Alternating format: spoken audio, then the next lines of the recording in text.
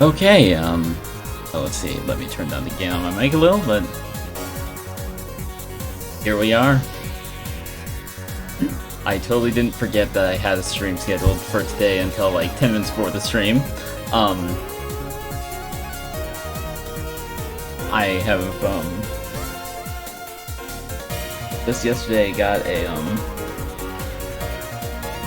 really cool piece of equipment. It's been a dream computer of mine for so long now. A Sun Ultra 5, and yeah, so I was working on replacing the clock battery in that, the timekeeper, which I still need to finish replacing it, but I got the old one out and I just need to put the new one in. But yeah,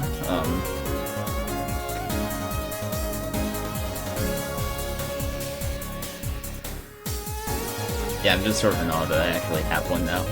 It's because it's been a dream of mine for a long time.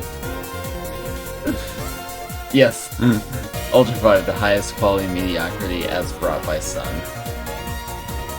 Yeah, you can definitely tell it's a limited architecture compared to earlier Sun computers for sure. But it still looks like it'll perform really well.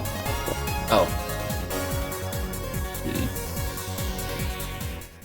There we go. But, yeah, you can definitely tell it's, like, not entirely, like, the same grade as... Oh... I am, I actually know quite a bit more about I actually want to get a SCSI card for it anyway, because then I can run zip drives from it.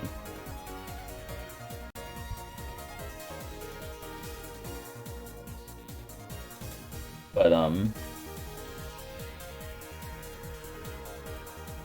yeah, the biggest thing I'd say is that yeah, I think the IDE hard drive is probably the largest limitation, because I'm familiar with Macs from around the same time period, and it was around... This machine is from 98, it was around 96 when desktop Macs started getting... Oh right, I keep forgetting this has parallel, but it does. Honestly, the reason why I said SCSI card is because I have two SCSI zip drives, but because I'm a Mac person, but yeah, a parallel zip drive would work just as well. Albeit much slower, but you know. But yeah, I remember Macs when they first started switching to using a more PC-like architecture and using PCI and IDE. The one of the biggest issues was the speed of the IDE bus. Yes, Sun, the other PC alternative. Actually, speaking of PC alternatives, I really want an Alpha Station. I really want an Alpha Station because, like, I really, I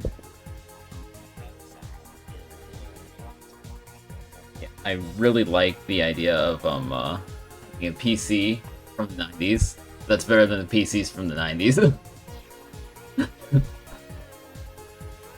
What made you, jump ship to PC from, Mac?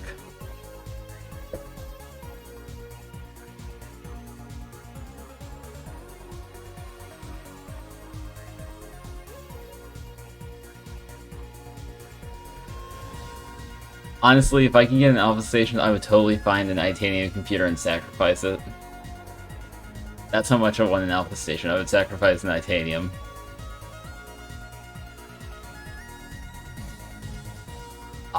Leopard. Um, yeah, Leopard is okay in the long run. It's not, it's not, one of my... It's really only my, I would need very long words indeed. But yeah, Leopard is not one of my go-tos for anything other than late era G4 or G5 systems where oh,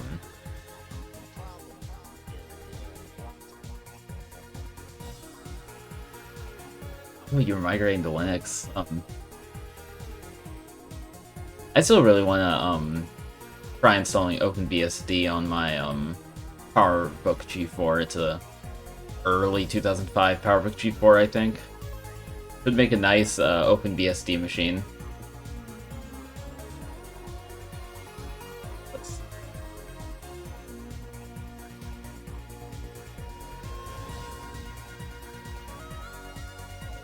I'm just looking at this clock chip here for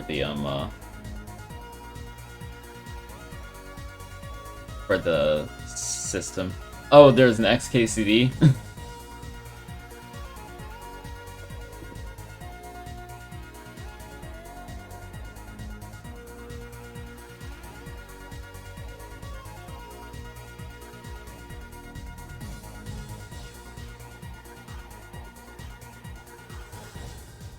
I mean, I guess there's an XKCD for everything, really, so, you know.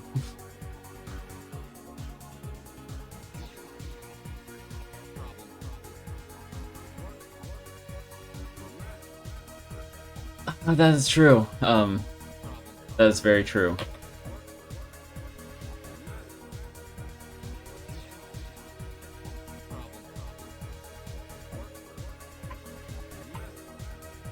Okay. I'm just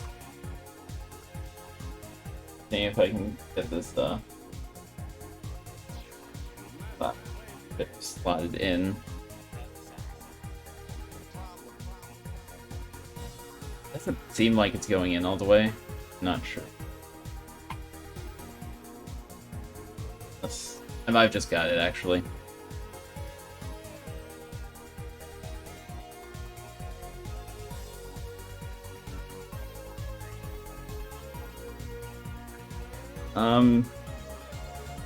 Yeah, I might have just got it. Anyway.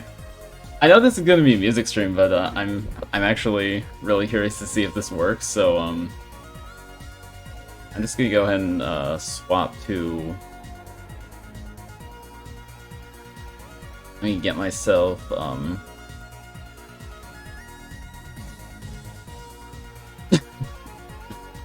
very true. I'm actually gonna bring up Putty and then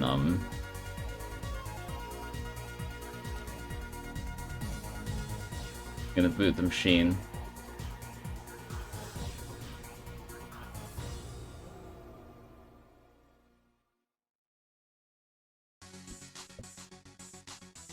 Let's see.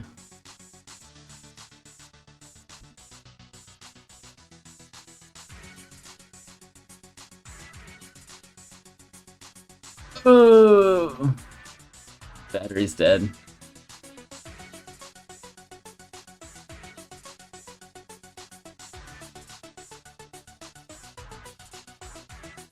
See. It looks like this NVRAM is also not good.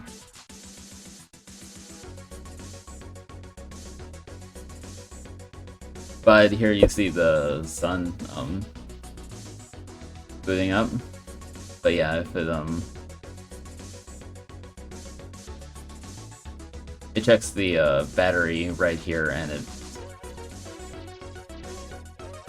Oh, okay.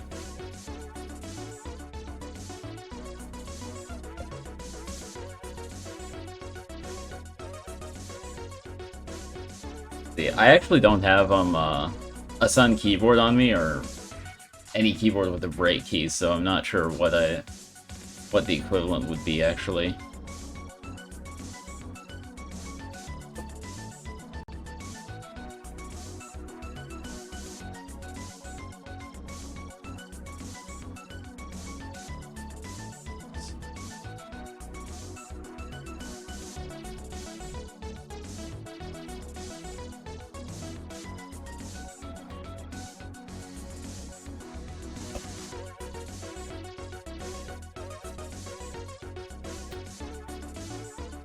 There we go.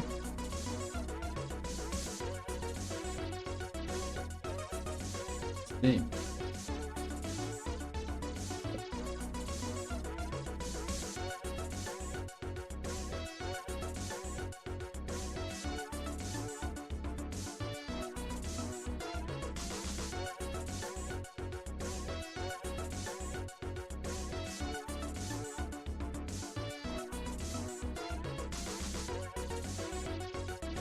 Oh, it's well,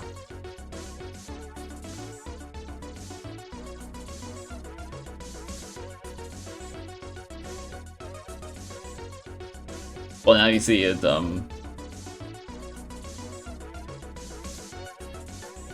I'm gonna turn it off after it finishes booting, but, oh,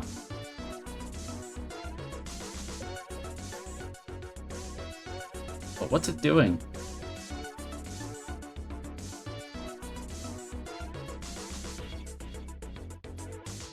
This will most certainly cut off things, but,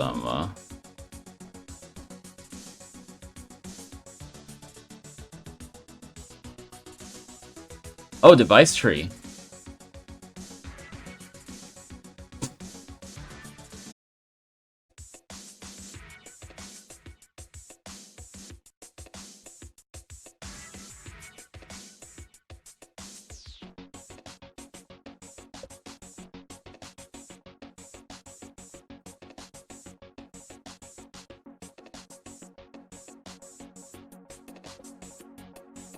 Hopefully this is better now.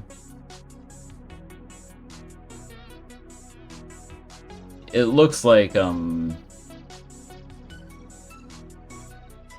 it looks like this, either this battery is dead, or I didn't get it seated all the way, I think I got it seated all the way. I'd be surprised if I didn't. Let me just,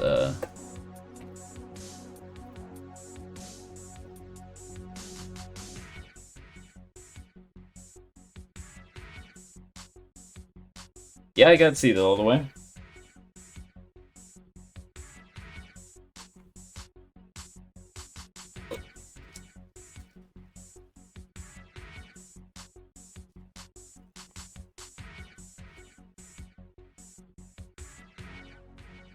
Let's try another one.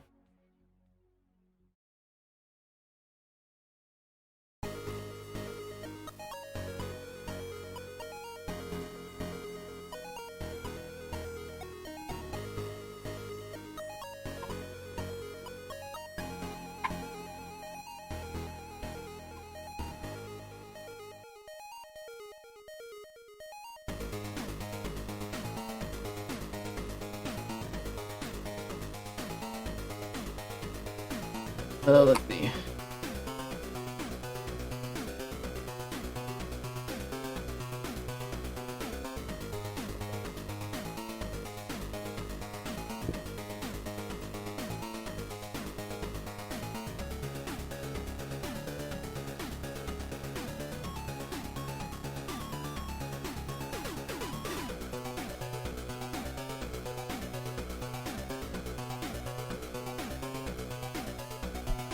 I think we have a working one.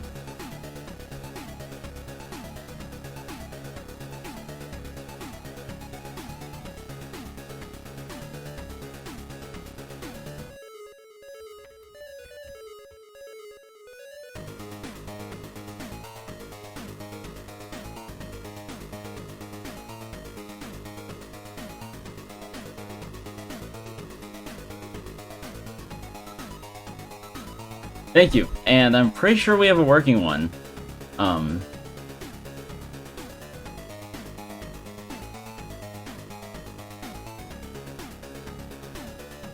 Although right now it's trying to boot from network, I'm pretty sure.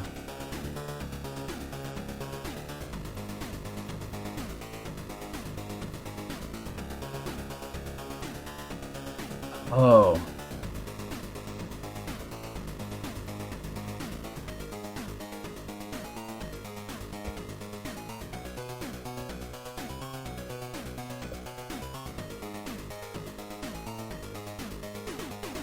I'm using Putty with an Apple keyboard, so let me just grab a keyboard that actually has a break key on it.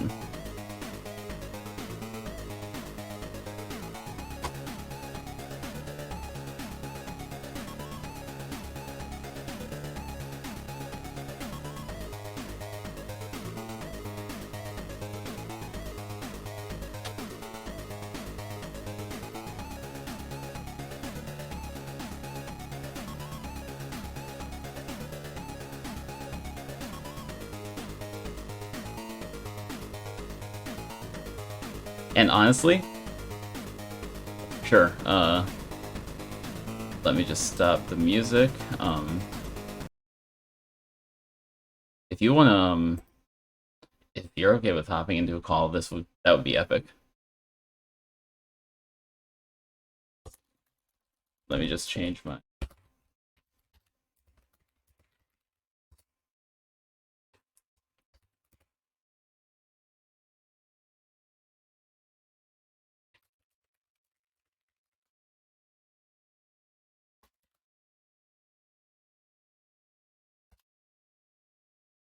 Sounds good. Let's...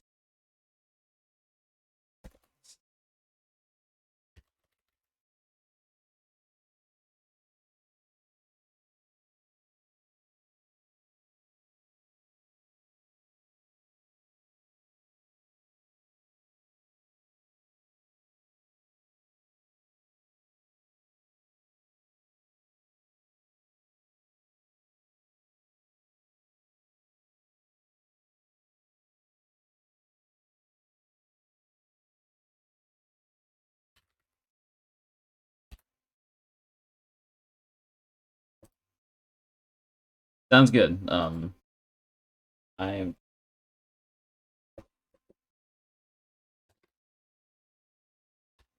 plug in with break key.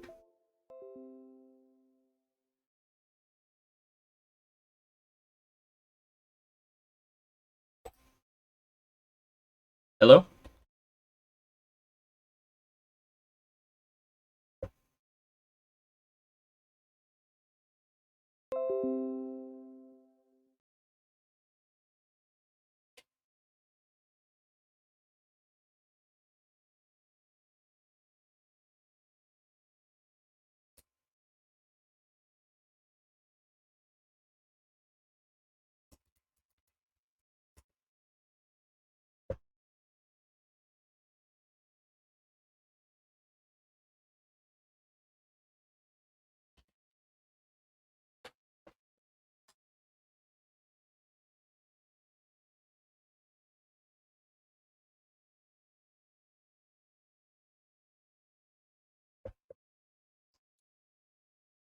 I cannot hear you.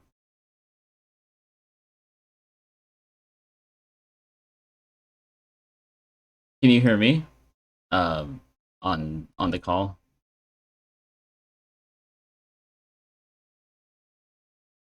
Oh, I'm an idiot. I have Discord on push to talk. Oh, okay. I can hear you now.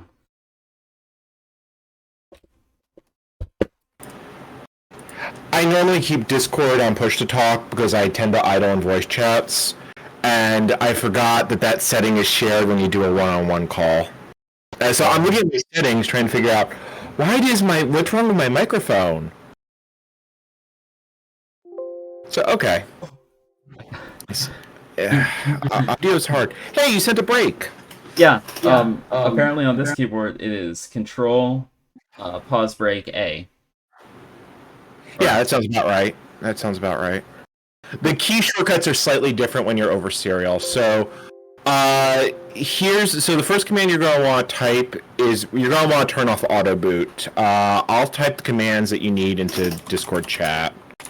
Okay. Also, your mic is clipping a bit. How's that? That's better.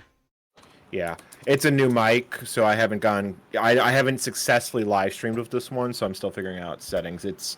I replaced a Blue Yeti. So first you want to turn off auto boot because otherwise you're just going to auto, not auto. Oh. Right, sorry, it's get rid of the equal sign. I forgot which system does that. And space. Okay, so now when you There we go. disconnect. All right, so you've got green. You got green. Well, your VTuber animation is much more fluid on Twitch compared to what it was before. Oh, nice. Okay. Yeah, because you were you were rubber banding. Okay. I really should change my profile picture on Discord. I just need to do it. That is not a Photoshop. That is an actual photo. Nice. I'm just not used to seeing the full-sized version of it. Let's see. I can turn off the screen share. Yeah. No, I think that seems to be working much better now. But we'll see. The proof is in the pudding. Yeah. So turn off diag mode. NV diag dash mode.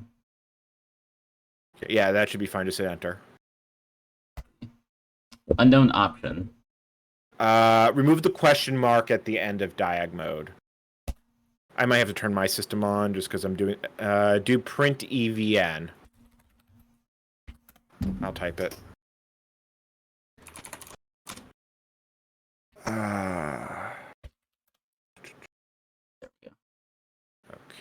so you're over serial. Diag level. Keep.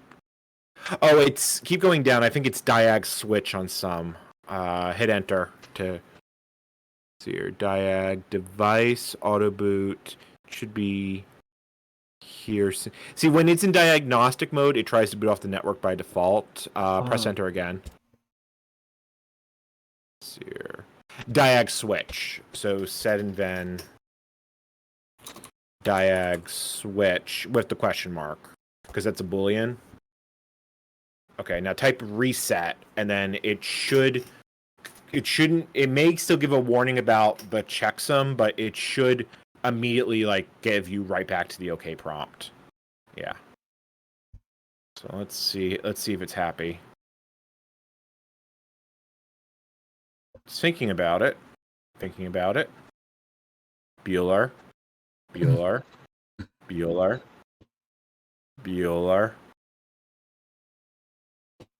Oh, I feel old. That's actually a good sign. Yeah. Okay. Nice. So your NVRAM is holding settings, so now you just need to program it. Now you can choose the quick and lazy way or horrible and painful. I feel like quick and lazy is the flavor of today. Okay, also, I don't have more than one Sun machine right now, so problem for future me. Yeah. And then future you is going to wonder what's wrong. Is going to suffer.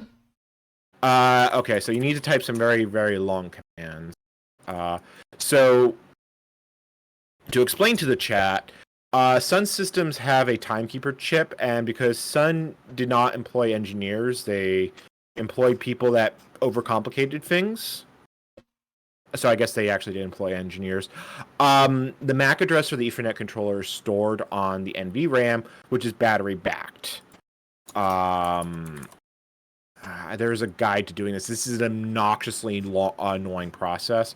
Hopefully, your version of open firmware is new enough that you can do this.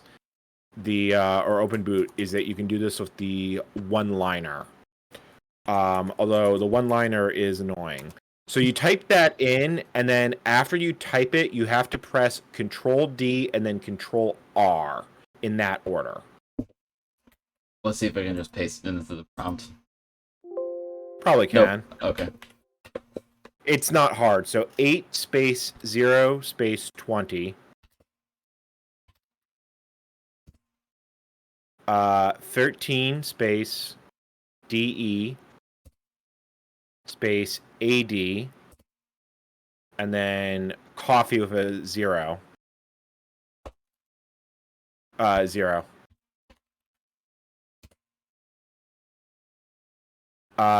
MKPL. All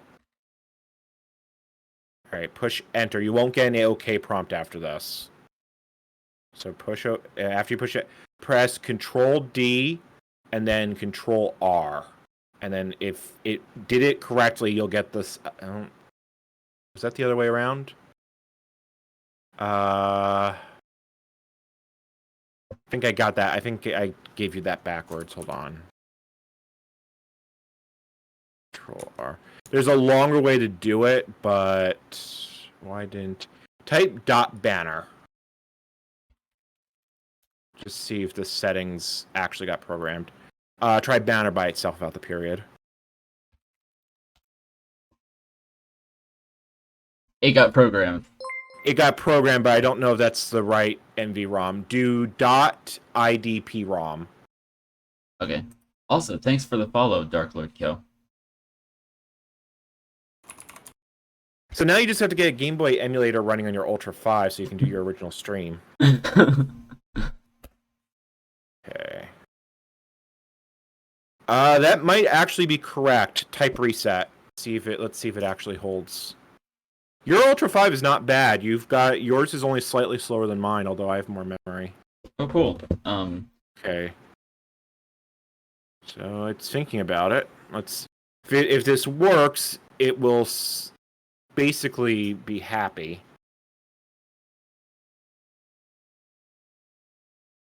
Okay. Well, no warnings. You can turn on auto boot again if you want, or you can just let it stop here at the OK prompt, because right now, without a shell, you're not going to get that far. Yeah, I think I'll leave auto boot off. Okay. So at this point, you could try starting Solaris and telnet into it, but without. Do you have a user account at all, or no? There's the root account, but I don't know the password. Let me see if there's an easy way to. I feel like with Solaris, you do need the CD. Let's see, a root account reset. I feel like you need a boot CD. And apparently, I am correct about that. And you said it was basically kaput when you tried to use a burned disk. I tried to use an OpenBSD disk that I burned, and it's kaput.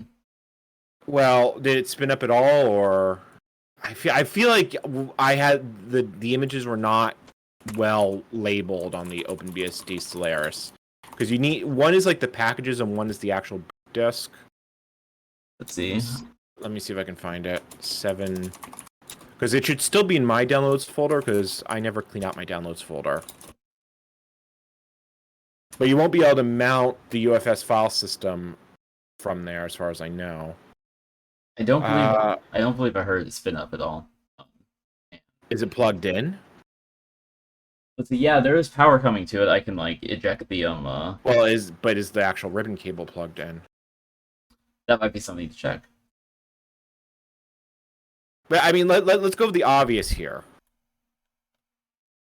Yeah, the ribbon cable looks plugged in. Is the ribbon cable actually good?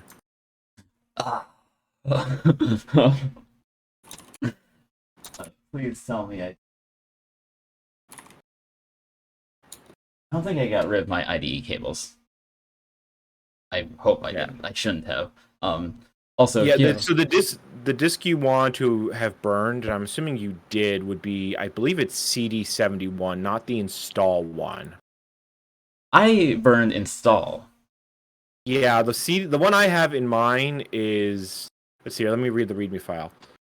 Let's see here.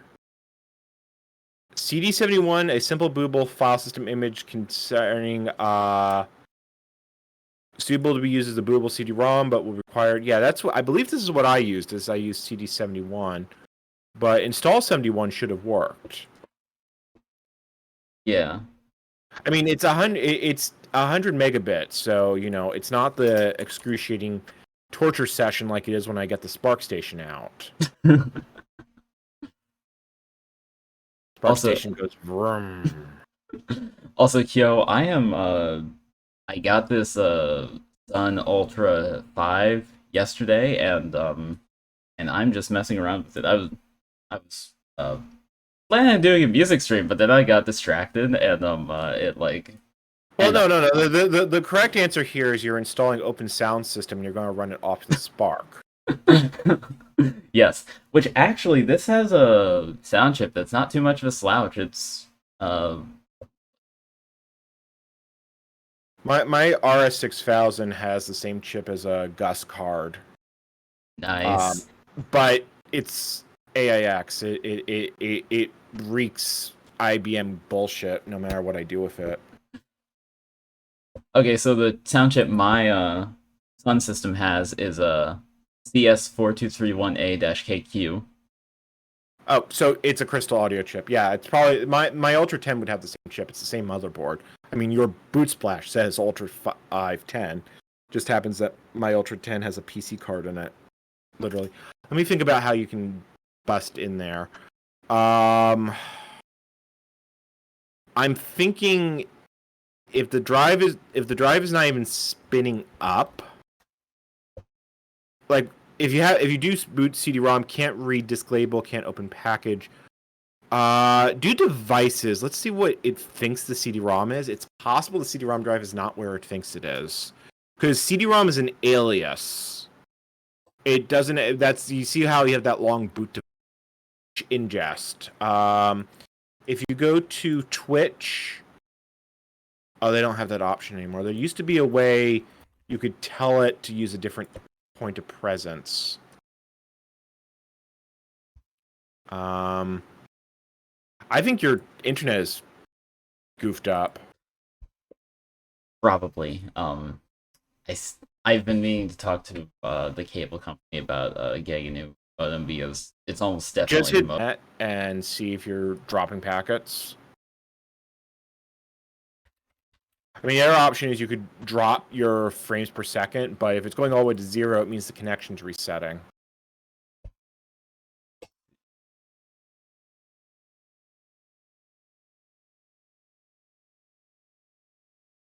Yeah, okay, so YouTube lets you like change your settings to use different ingest, but Twitch does not. Okay. Facebook has a default, Restream.io does. Twitter apparently, oh, that's probably like the old Vines or Periscope thing. Okay, Oh, it looks like I'm. devices. Let's see, hold on. It looks like I'm up again. I'm up again. Ish. Up again? Yeah, it looks like the stream is. Yeah, it is. I think what's happening is it times out and restarts. Devices. Try to remember how you get the list of devices.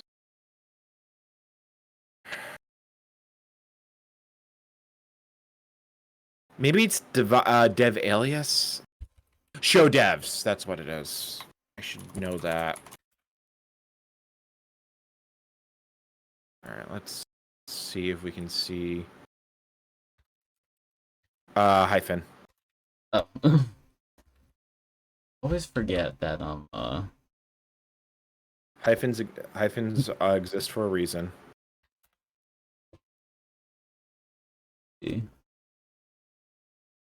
Assuming your keyboard has a hyphen. Yeah, it does. Okay. So IDE 3. Okay, so yeah, it's seeing the CD-ROM as the secondary device off the primary IDE, because you can see disk is IDE 3, and then CD-ROM's on the same one. So I'm thinking that is still there, and C is just the one IDE. You keep scrolling down, just hit space. I don't think there'll be any other boot devices, but let's just see what it sees. There's your audio chip, EEPROM, and yeah, that's basically it. I think you're gonna have to boot this thing off the network. Fun. Well, the thing is that you can't use. So the Ultra 5 supports DHCP booting. It's not PXE. My configuration file for DHCP booting is 200 lines long because you have to define all the Sun vendor classes. Do not go down this road. It will not end well. Noted. So. Install Solaris in a VM. I'm really dead serious about that. It is the path of least resistance. Okay, would Open Indiana work, or does it have to be? No, because they removed the Sun boot services. Open Solaris works, but you'd have to set up a local boot alias. That's how I did it. The effective lazy route is to install Solaris 8 or 9 i386, and then you can use the install server command off the Sun CDE to provision it, because that will set up RWrap. It will set up boot parameters. It will set up TFTP. So it'll handle all the heavy lifting, but it's still pain. You can also set up as a DHCP server, but you would have to basically grab a VM, install Solaris i386, or install the Spark version in Cume. They both work. Okay, I do have the Spark version of I do have the Spark installation disk of Solaris 9 RA downloaded, so that will work. So if you install Cume, you can use Cume System Spark. You have to emulate a 32-bit machine. The Spark 64 emulation is garbage, but a Sun 4M can boot a Sun 4U. It's just, oh god, this naming.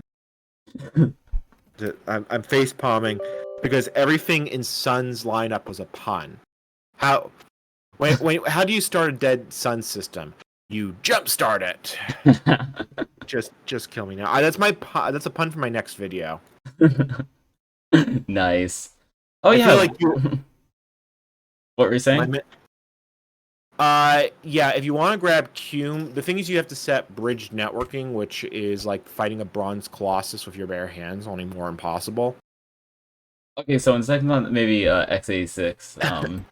Well, you'd still have to set bridge networking because reverse ARP is a layer 2 protocol. Would the bridge networking in VMware work? Possibly, maybe. I mean, I got it to work in VirtualBox. I used Open Solaris, but don't go down that road.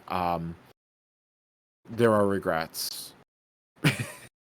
With Sun, the easiest thing is to jumpstart off the same version. So Solaris 9 for Solaris 9.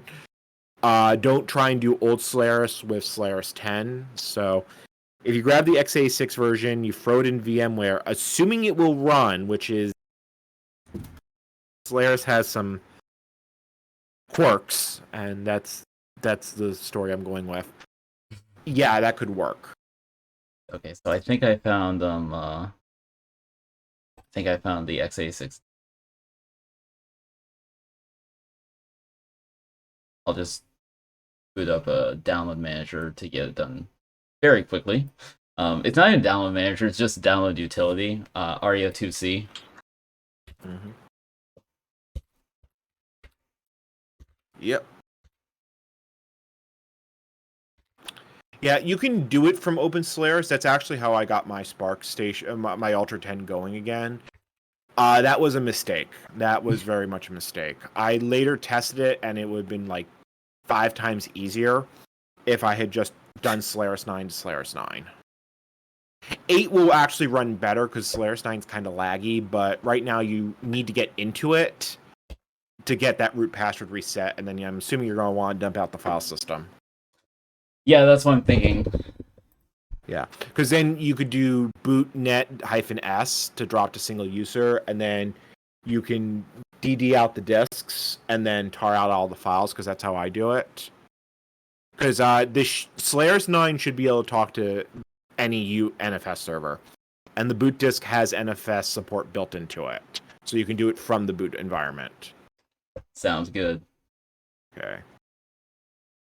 Also, thank you for the hydrates and the posture check. Right? Okay.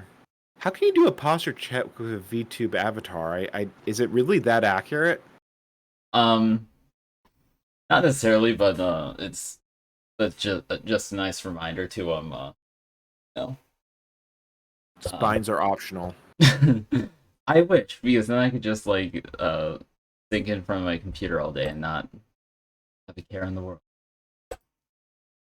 So you're a cat? More or less.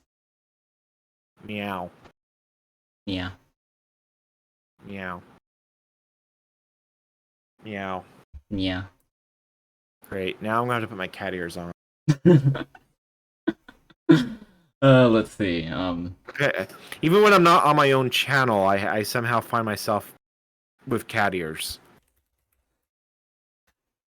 The road to cat ears has led to strange and unusual. Oh yeah, do you wanna Do you want to introduce yourself for the people in who don't know you who are in my But self-promotion's chat? against your rules. I read your rules. Hey, you are a guest, so so you I'm may. Ncommander. I do horrible things to retro technology. Um, I also do a lot of fundraising for um, various causes. I don't know. I don't want to. If I be explicit, Twitch might get upset.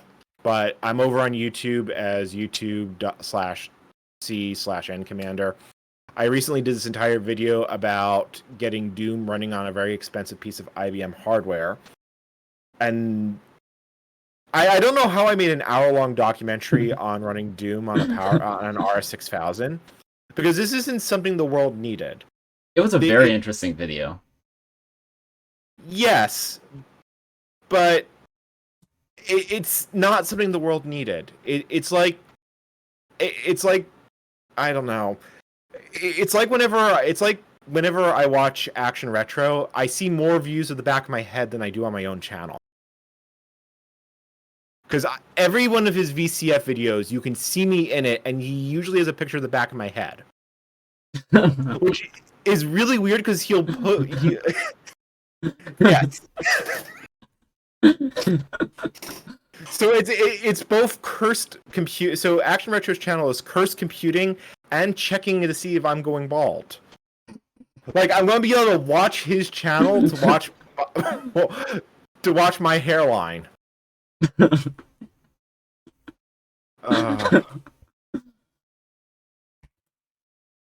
I think I broke Europa. Oh, speaking of Action Retro, I still think it'd be cool if we get like a whole like group of I have vintage. Doom for Solaris already built. If you can get this thing running, we can do a giant death match. I would love that. I would love a Doom deathmatch. Battle of the Risk. Battle of the Risk systems, basically. You know, the thing is that someone in. I tried to do good in the world, but someone used my stream and my videos as inspiration to port Doom to AUX, and it's like, I have failed in my goal. Let's see. I wonder how porting Doom to like VMS would go. It's been done.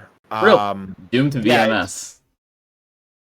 Well, a VAX is just an x86 with more instructions. That's my story, and I'm going with it. Digital Equipment Corporation would like to know your location. Well, I'm running. I mean, I've run the most recent version of VMS. Windows 11 is not the greatest release they've ever had, but I mean, I guess there are lots. What was that bolt of lightning I just heard in the distance?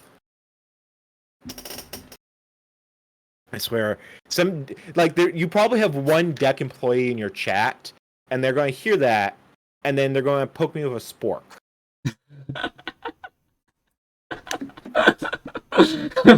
So we are just looking at this prompt. I'm just trying to think of your what do you have on the same network? Do you have anything? I'm assuming everything's like Windows and Mac. Yeah, I do have my T530, which is Fedora. Right, so nothing actually usable. Yeah. Yeah, I mean, if you actually put a real Linux distro on it, we might have been able to do something, but sorry, I'm trolling. I I forget how to the place I downloaded Polaris for Polaris 9 for x86 from, put it in an LZ file. What the hell is an LZ file? It's like, I forget exactly what it is. It's either encoding or encryption, or encoding or compression, or both. And it's like something that even 7-zip can't quite doesn't know what to do with. Yeah. Oh, LZMA. Oh, okay. Yeah, I'm not used to seeing it as like that. Throw it in because it really does not like you at this point. I'm gonna you're back. Oh, Are you back? I think you're back. I think Yeah, you're so. back. I'm gonna try and stream because I really want to stream, but also Well, it really seems to be. What's probably happening is you're dropping packets, or something in OBS just really hates you. And I don't know. because Yeah, unfortunately, there's no easy way to get a root shell without a boot disk, and if a dead CD-ROM drive, you're gonna hoops are going to be necessary here, and you'll want to switch your stream to whenever you go to install Solaris. Fortunately, this isn't hard. It's annoying, but it isn't hard. right now I need to figure out how to open this LZ file.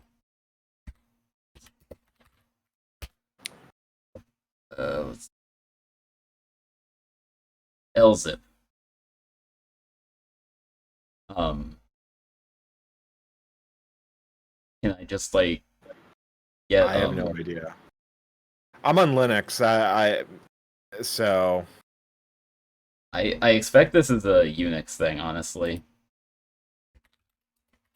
I don't know. Usually, if you don't see LZMA all that often. 7-zip should be able to open it. 7-zip can open basically anything. Yeah, that's what's so surprising to me. Either that or this archive is broken. I mean, the archive could be completely broken. The sad and unfortunate truth is the preservation of Unix is garbage. Yeah.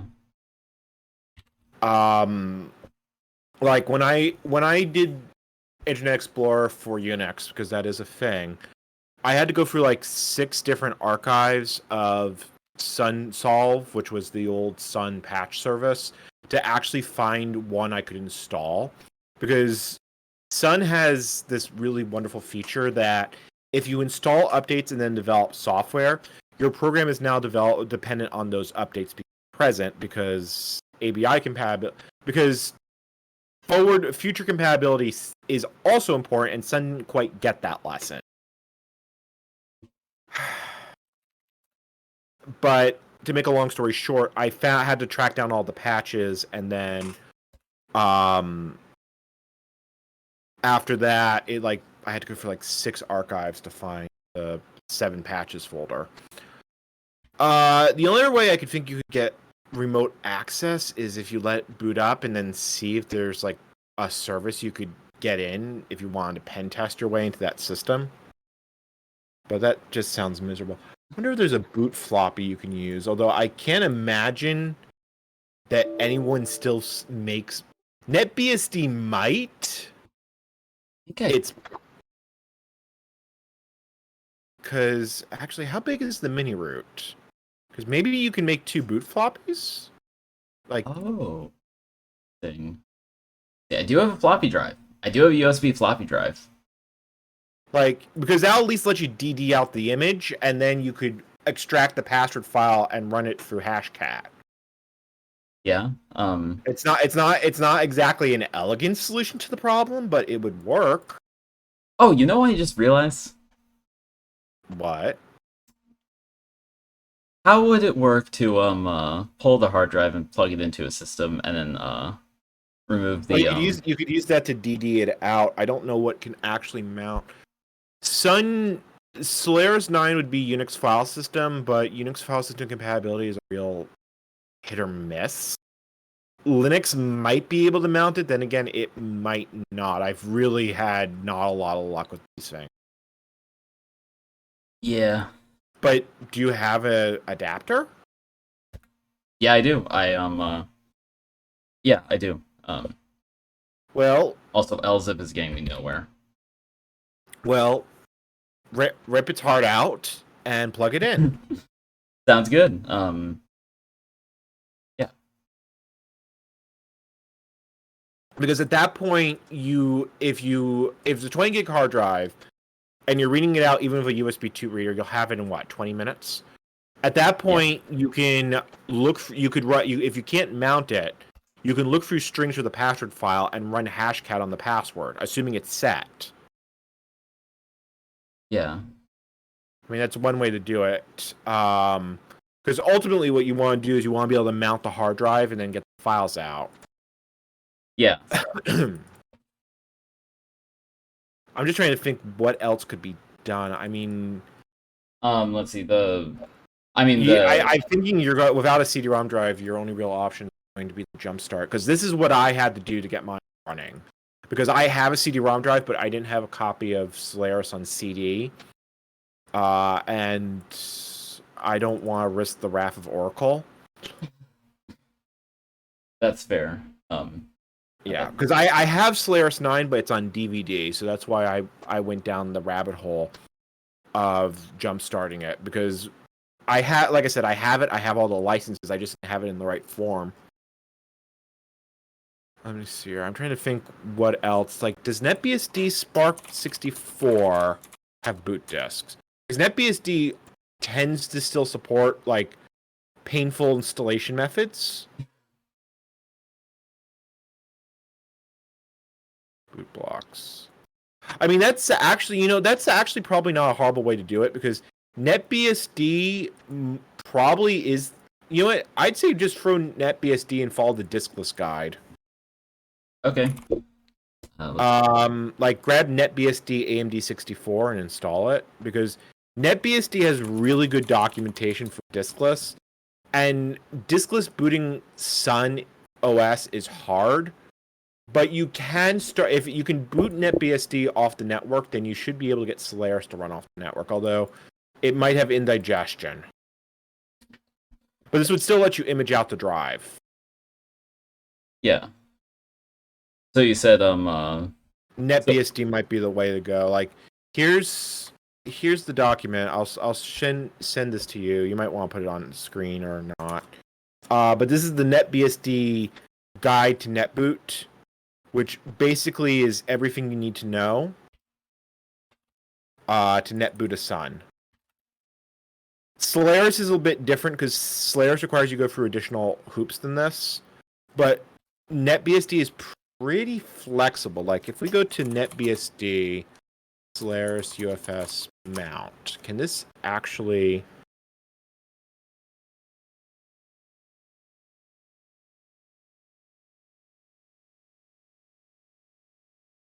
Spark UFS.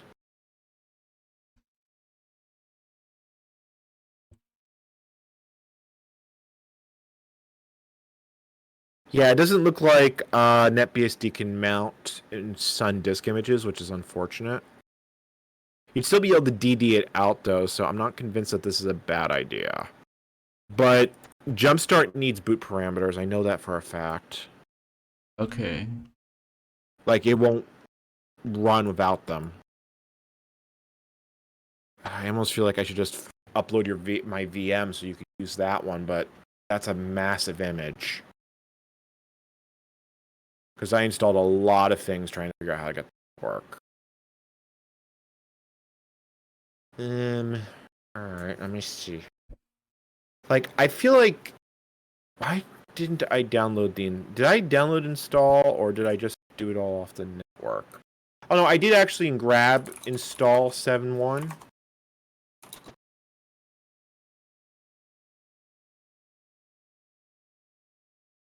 It says it's the ED-ROM file system data. I mean, if you have an IDE DVD drive, it should actually work. Oh wait, hold on. There is actually a floppy image here. I didn't see it before. A floppy image for Spark.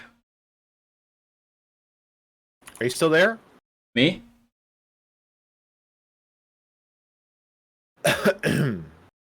Yeah, I'm still there. I'm still here.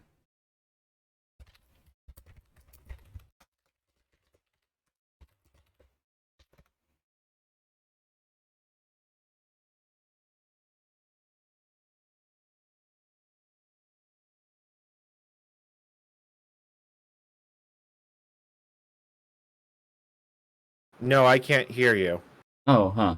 Because everything is You're lighting up, but hold on. Maybe the problem's on my side. the Has Discord gone mad? Try speaking. Testing, testing. There you go. There you go. Cool. Yeah, for some reason you got muted. Yeah, they have a floppy boot image, but they don't seem to have like a root image. I don't know if these work. I mean, if you want to try it, I mean, I can. I don't know if the floppy drive works, but it's worth a try. I've had a lot of luck with old floppy drives, but a lot of times I did have to clean it. Okay. Yeah, let Got me nothing to grab lose. my USB floppy and then actually grab a floppy disk.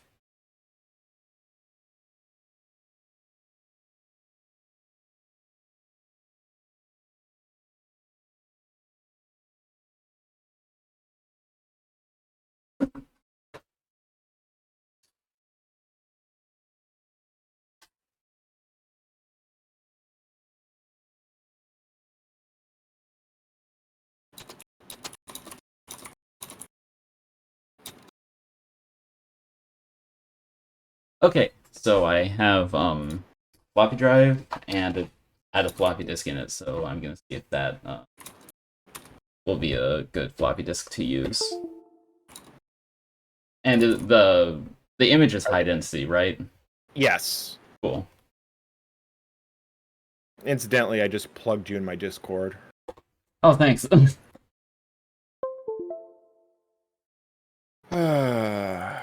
I think we all knew that this sort of stuff was coming when last year I rendered 1080p 30 video on an iBook G3. I'm just trying to think on what else another way to easily tackle this is. Yeah.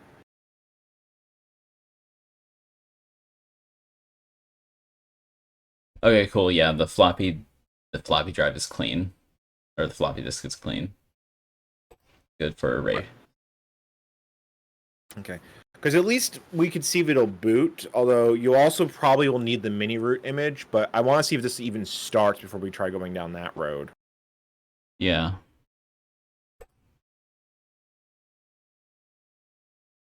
Because this will also dump out the hardware configuration, so if there's something wrong with that CD-ROM drive, OpenBSD will make noise.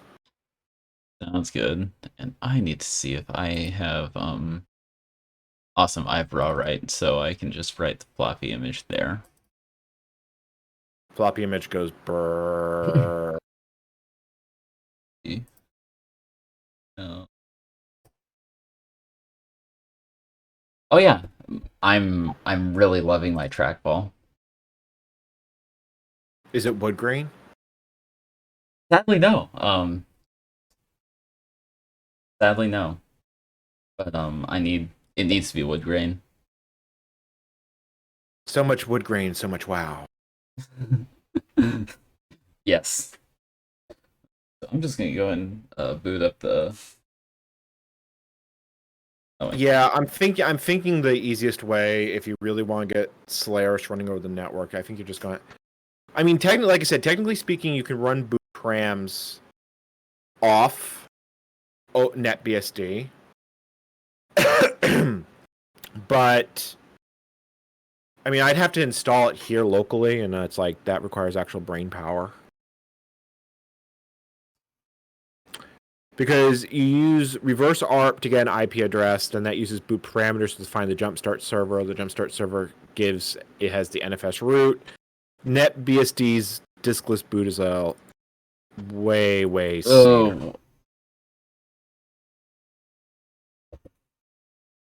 It's Oh, well, I think your battery has a problem. Incorrect configuration checksum. I think your battery might be toast. Or like really close to end of life. it didn't complain about it, but it did but the checksum. No, you lost your settings. Look at the Ethernet address. Oh. Oof. F.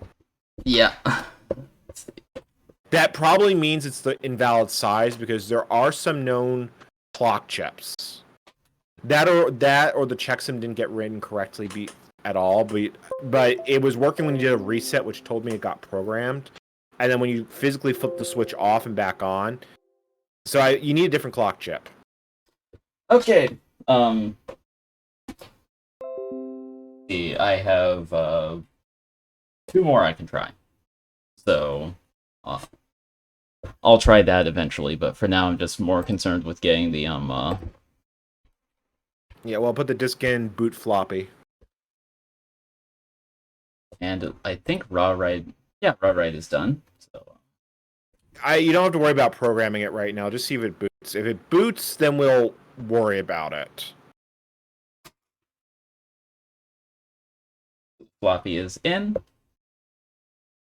So apparently, someone I'm looking on Discord. Apparently, every time your OBS dies, someone's getting a minion-related ad. I feel like that's subliminal messaging from Twitch. Hmm. Bad magic number and disk label. Okay, so it doesn't like your boot floppy. It says it only works with some Sun PCI systems because they probably have to cut out a lot of the driver support. Hmm. Well, I mean, this is PCI. Or yeah, but it only some Sun PCIs. Oh, okay. Let's see. All right, let me think about this. I mean, we're smart. We should be able to figure this out. In theory. Why do I hear ominous thunder in the distance? It's like this is like the before cut, and then someone's gonna come back 12 hours later, and wait, no, this is your live stream, not mine. I've been down this road. I've been down this road. I know what happens when I'm live streaming. I have the option to walk away. See, let's see here. Does NetBSD have a boot FS, install boot, install FS, netboot, mini root? Mini root is that's a really big mini root.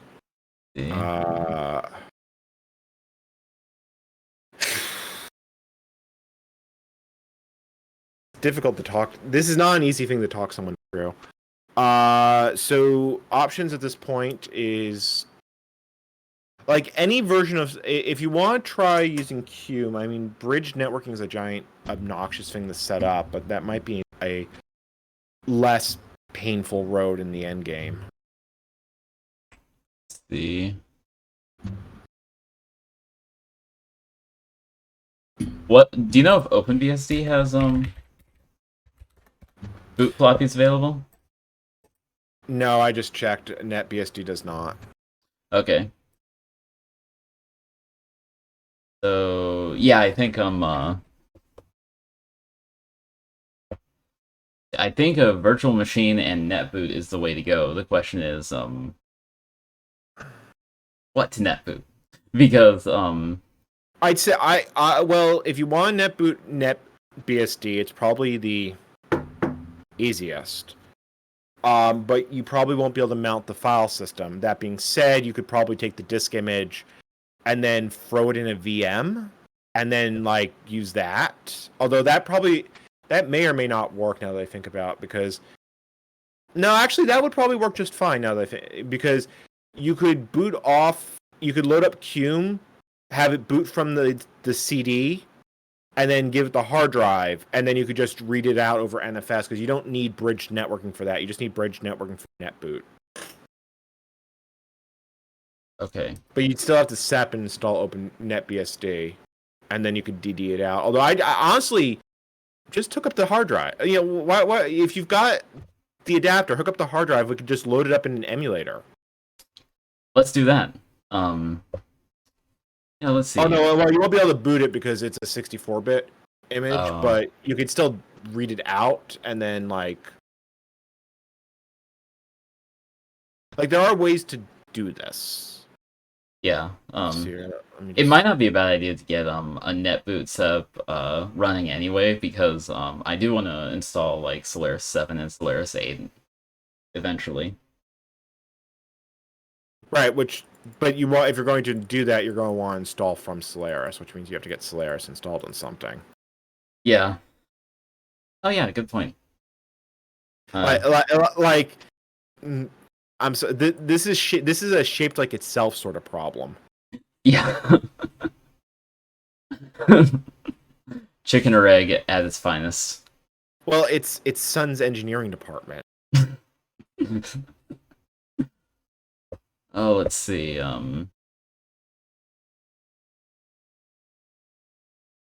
Yeah. Let me see here. I'm assuming you tried all the basic ways. Yeah, I think your best bet is we're gonna have to net boot this.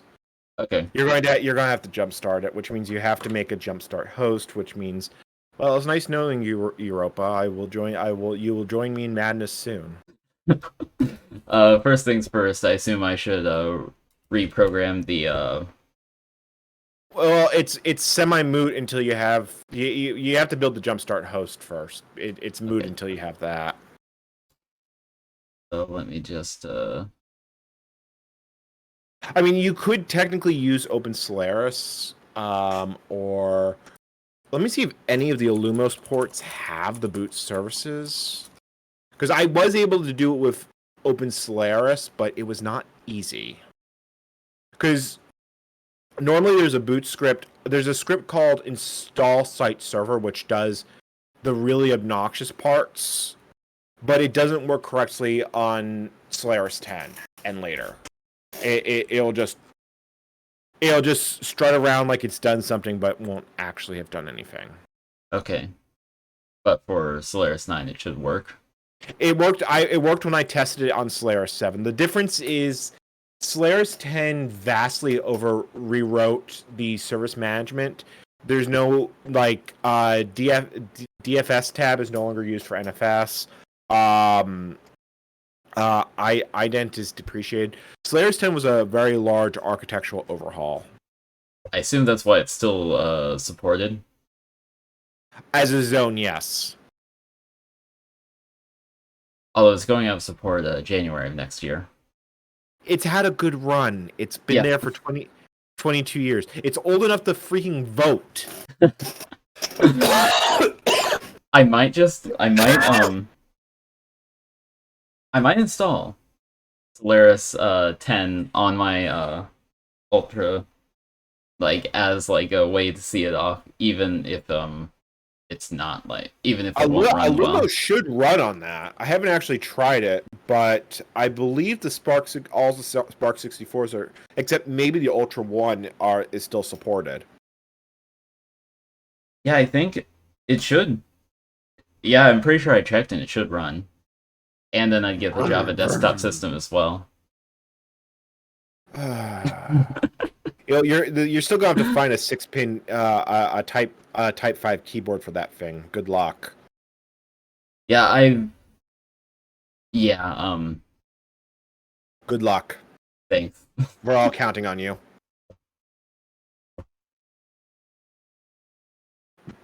Thank you. I am yeah.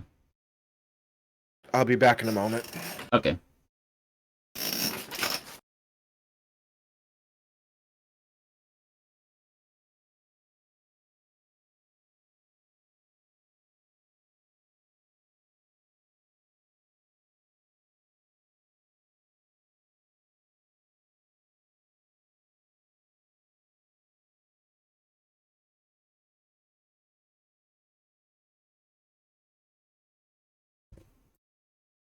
So, how's everyone enjoying the stream so far?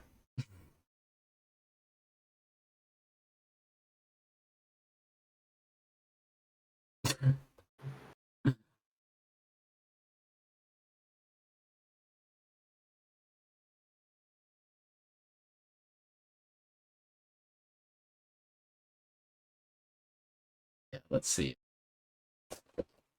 I need to get the clock chip situation worked out. I have 2 more clock chips that I can try.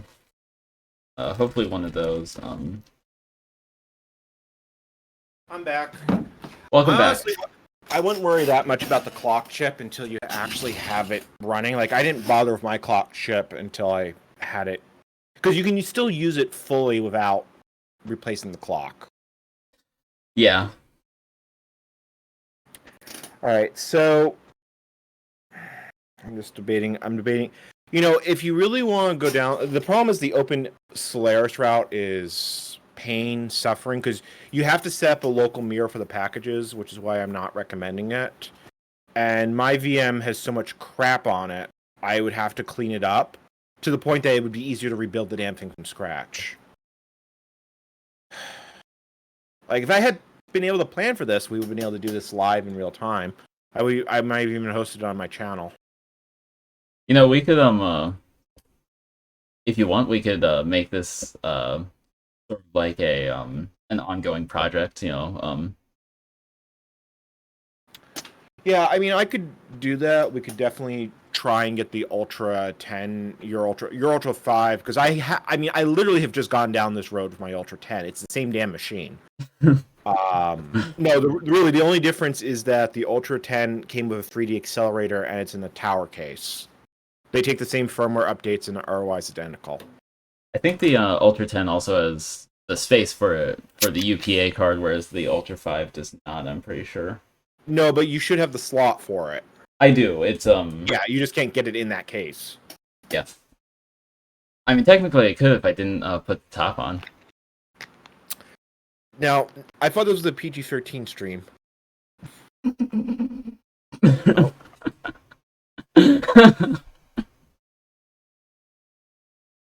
Hey, how long until Europa regrets having me on air? Never. Let me think about this.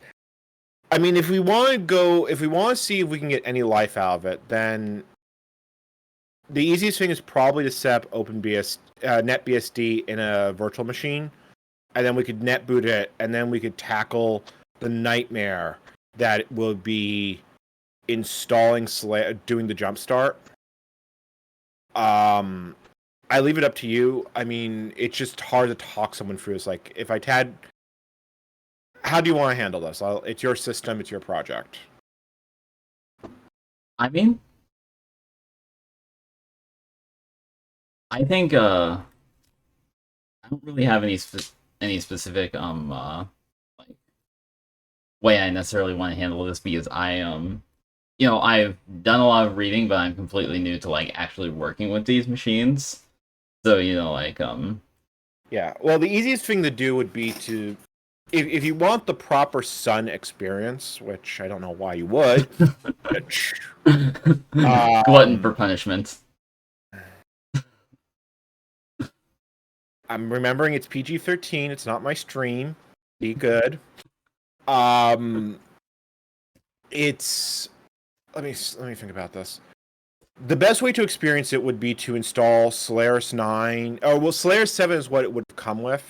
Solaris 8 is generally considered the best. Solaris 9 has a lot of bloat on it, because Solaris 8 still had open windows, so you could enjoy it, but without an IDE, without a SCSI card, you've got the really dreadful IDE hard drive for that thing. Like, it's bad on mine. I don't have the original drive. Yours has the original drive, or something very close to it. I have a 40 gigabyte Western Digital that I could use. You know, how does that help us? I don't know. Yeah, I'm thinking if you could find it, if you had the Intel version of Solaris 7 or Solaris 8, that would work too. Because I jump started from Solaris 7 Spark and jump started Solaris 9 from it. The only problem is Solaris 7 can't mount DVDs. I had to go through some conniptions for that. I think I can get Solaris 8 for x86 relatively easily.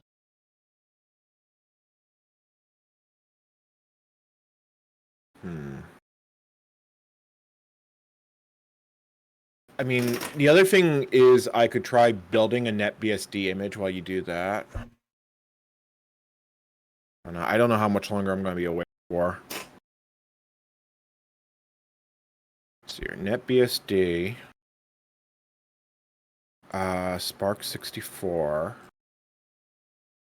Supports Ultra 510, Enterprise 510. Diskless how-to. So how bad is this?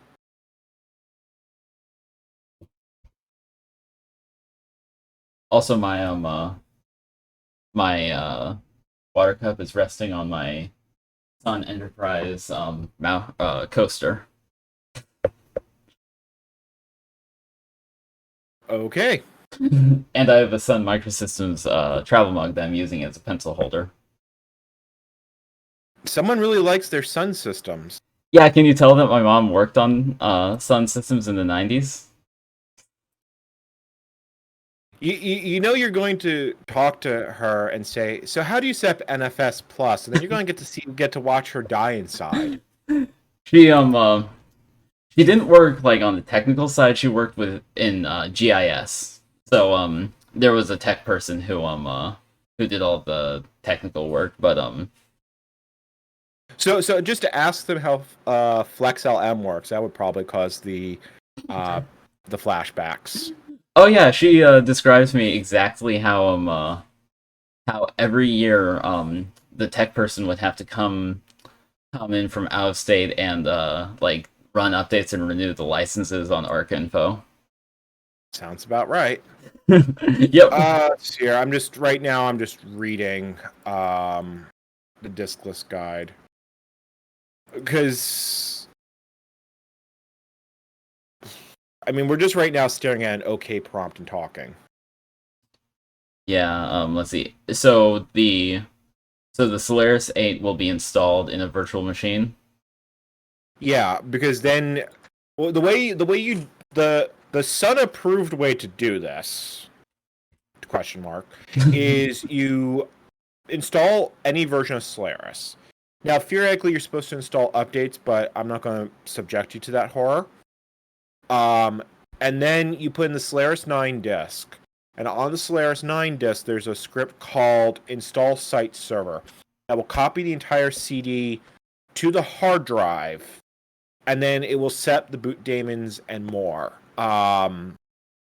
Then you can use add client system to add the MAC address and stuff. It'll do all the configure file updating. And then you should be able to net boot. Sounds good. That's how it's supposed to work. How it actually works is you get no debugging messages and it just hangs. Ask me how I know this. I'd say I assume the Ultra 10 is going to make an appearance on a video sometime soon. So I have a Sun PCI card in there. It's Sun's x86 compatibility solution. The video is called "The Blandest PC Experience You Can Buy for $7,000 in 1998." I've done unspeakable horror to that thing. I look forward to watching it.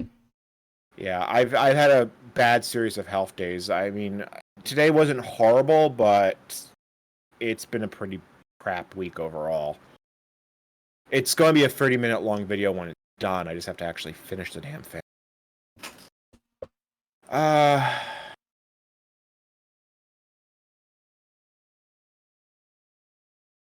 I mean, I could set NetBSD. I've got the Ultra 10 behind me. We could multitask. Although, if I was screen sharing with you over Discord, I think your internet might stab me with a spork. Like if I tried building the VM right now, and if you wanted to live stream it while you live streamed setting up Solaris. That sounds good. We could try that. Yeah. Yeah, because yeah, well, why not? I need to do something because right now I can't sleep, so I'm the schnozzelberries taste like schnozzelberries. Although the thing is, I don't have VMware. I only have VirtualBox. So unless you want to convert a disk image, if I do it, I don't really want to install VMware on this. I think let's see. I mean, if you install OpenBSD, not OpenBSD, Net. I mean, you could do OpenBSD. It doesn't really matter. I could try talking you through it. I could take remote control, and you can commentate. I leave it up to you. Consider me a tool. I can't VirtualBox do VMDKs? VM. Yeah, I actually probably can. That's not. I gotta shut down KVM now. So let's shut down KVM. My Minecraft server is in KVM, and everything else is in VirtualBox. And I don't know why I did that to myself. I have to move the Minecraft server because this is I have a 2-year-old expert modded world that at some point I will actually finish. But it's on like day 10,000 in game. Oh wow. Yeah, it's a lot of AFK time. But I don't like letting it run that long because it's modded, and my modded Minecraft is held together with duct tape and spit. All right. I was doing something intelligent. Uh, I'm gonna jump into the voice chat on my Discord. I will live stream there. So, nope. Apparently, I can't do that because I'm you.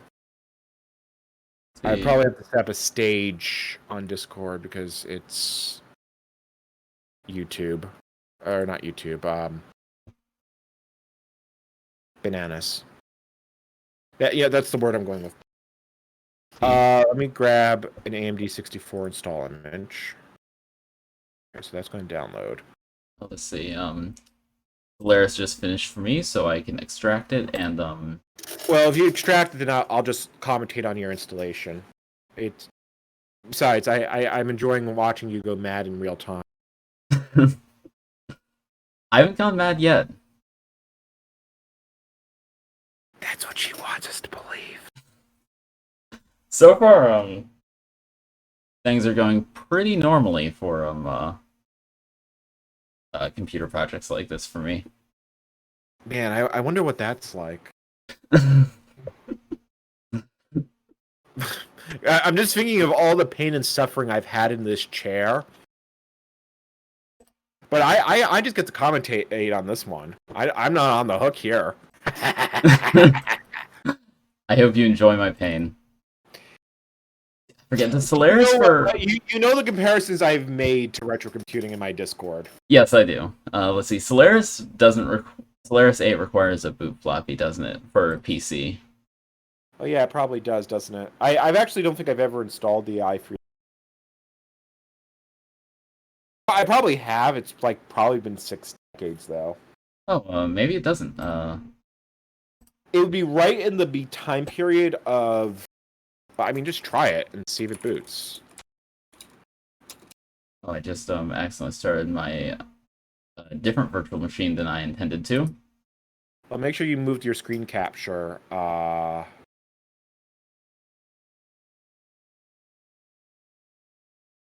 Yeah, okay, so it can apparently be boot from CD. Cool. There were DCA boot disks.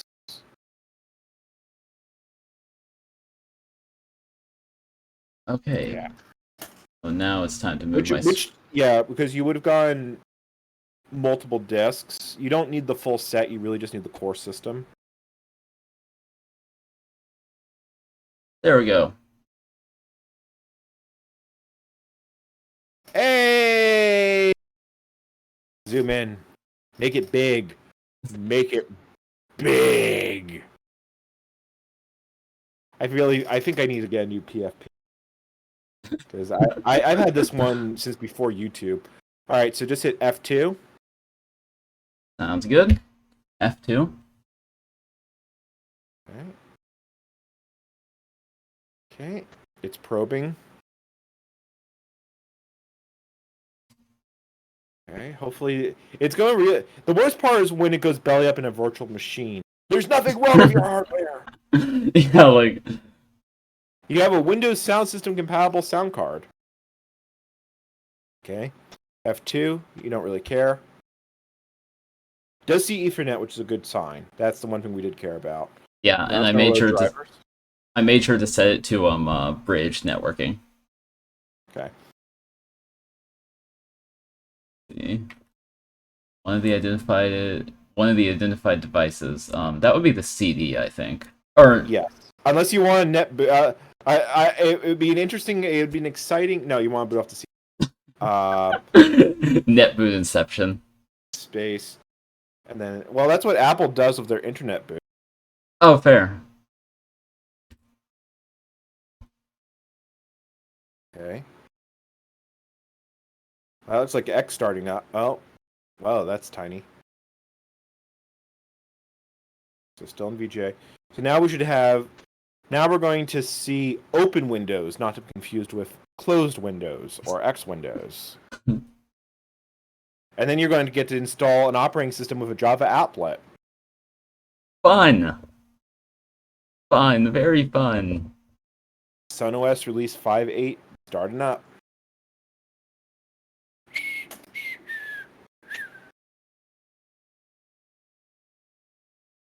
It's not so much a collab as Europa began to torture themselves, and I just hopped on to commentate. I got a new computer to play around with yesterday, so that's been taking a lot of my attention lately. I'm really is it still making progress? Yeah, it is. There is still disk activity. It really shows that Solaris was slow for reasons unrelated to CPU. Really hoping it's going to boot because I know Solaris 7 has problems on. Oh, that's a good sign.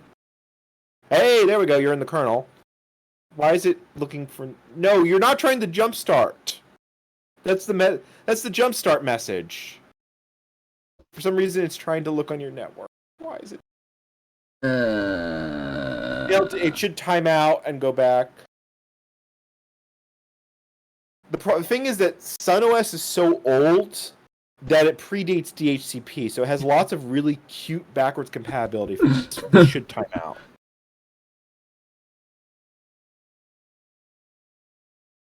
Any day now. Patience is a virtue. Yeah.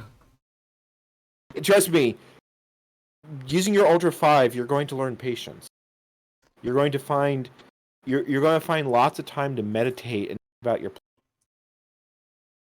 I mean, using a PowerPC 603E Mac already sort of has taught me that patience is a virtue. Yeah, but you're running macOS, classic macOS on. Hey, look, Java. See, half the problem is it's got to load Java. I'm not actually joking on that. That's me being serious. Oh, I know. Let's see. So 1. Okay. Yep. That's fine. That's the disk label. Yep. 100% Solaris system. Yeah, it's fine. Just all the defaults will be fine here. There will be a prompt that you want to change a setting on, but that should be farther into the boot process. Okay. The default and the correct answer is yes, but the thing is that my profile photo is covering up a good chunk of that. Like, you might want to hide me on, hide the Discord thing, because I'm just floating there. So wait, why is it only? Oh, that's swap size. Yeah, that's fine. Yes. There we go.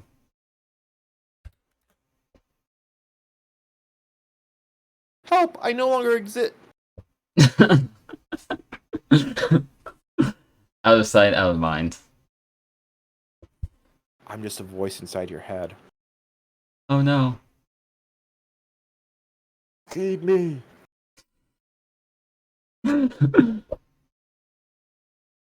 It really is impressive at how much emotion your VTuber avatar captures, because I can tell you're trying to not to laugh out loud at times. Yeah. Oh, the giggles have set in. Chat, you saw it. Europa vaporized me. I no longer exist. This is me. This has been an automated message.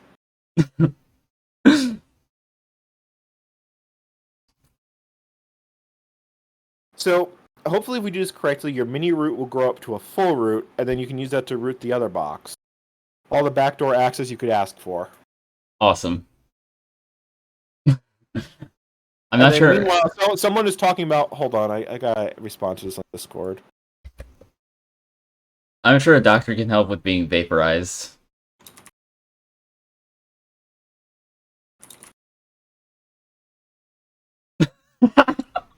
Oracle Linux. It's a thing. I know. Run it under a zone. I know it's a thing. It's just I mean, it's really like all things Oracle. It's just rel the serial numbers filed off. yeah.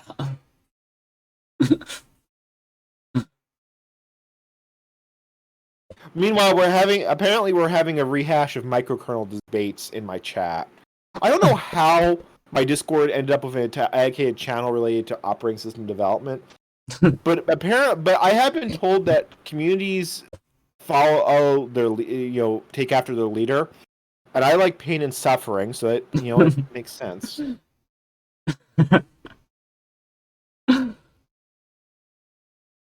Remember to breathe and hydrate. Okay. This has been a recording. I love how my entire setup has been uprooted because I needed something to put the ultras on, so I just pulled out some cardboard boxes and stuck it on top of there, and now it's like blocking access to some parts of my room. That's the authentic Sun experience. A system administrator sitting on the cold hard floor, trying to get back into their system after forgetting their password. Like you are having the Sun experience right here. Now the fact of the matter is now you have to try and do an action retro and stream from it. See, I think it'd be super cool to stream from a maybe the problem is that I'd be have an unfair advantage in this because I used to work for Mixer. I know how to optimize this shit. like 2 frames a second, 3 frames a second, 30 frames a second at 1080p. The fact that he got that to work at all was flat. I wouldn't think that would work, period. But he proved the fact that he did it and it worked. Yeah, that's really amazing. This No, the fact of the matter is that he needs to do a follow-up video where he goes into the Twitch support chat and then do a video Twitch support, but I'm on an iMac from 2003. Okay. See, I would totally want to stream from this system, except it has an ATI Rage Pro as the graphics card. Actually, I just had an amazing idea. What? We could do we have, by our powers combined, we could do a conference call from all our ancient clunkers, and your stream just died again.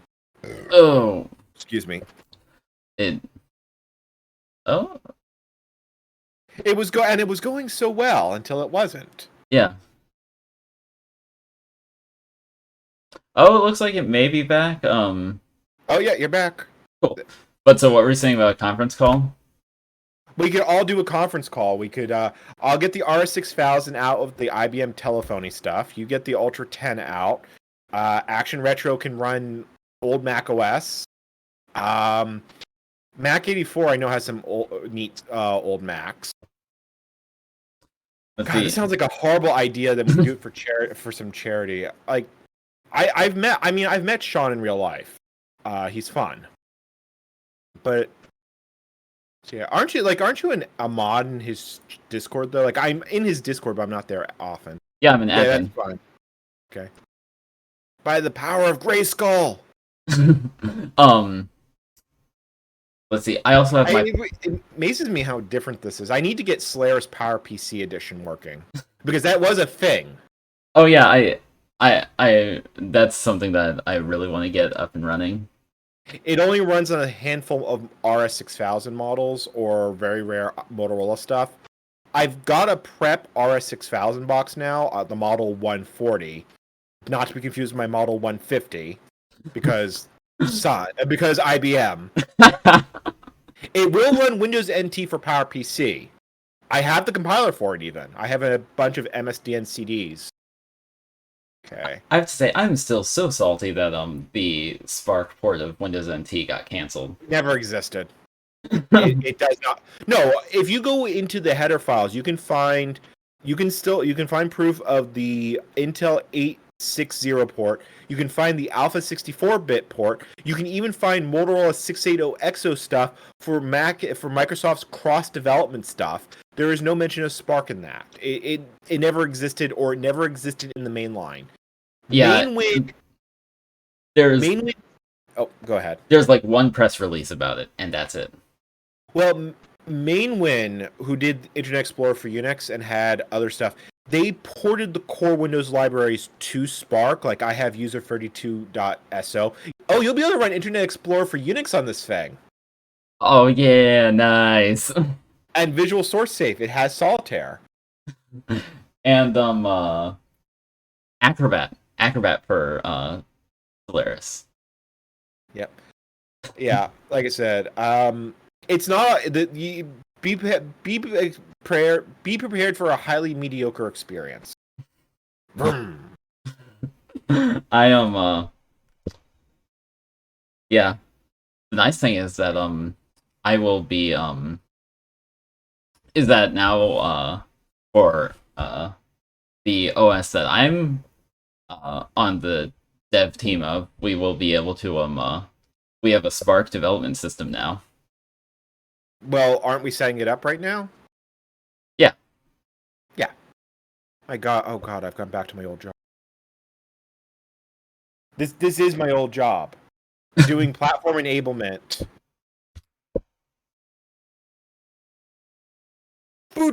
Me from 10 years ago. Retire and quit now while you have a chance, because trust me, I've seen this future. It doesn't end well. Let's see. Okay, so F2.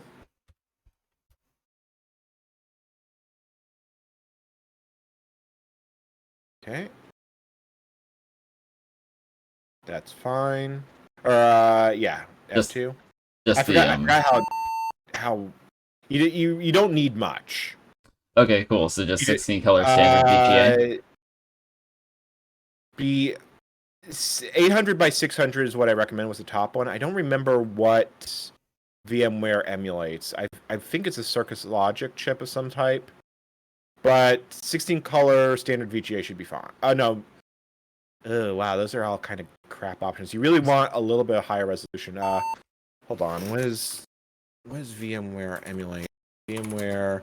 If you can tell me, that would be great, because that might help a lot when it comes to setting up X, like vintage X in the future. I believe you can set it as a setting, but I'm looking. I thought it could emulate a Circus Logic chip.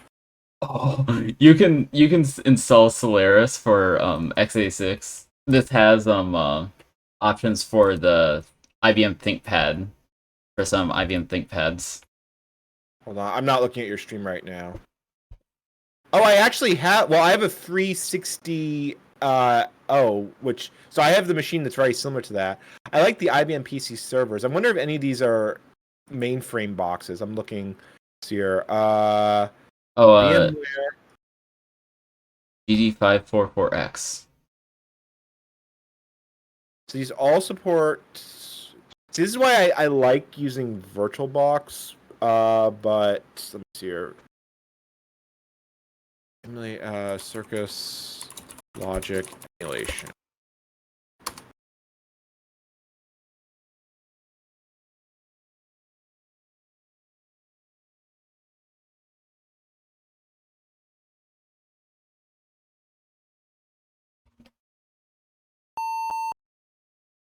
Let's see here.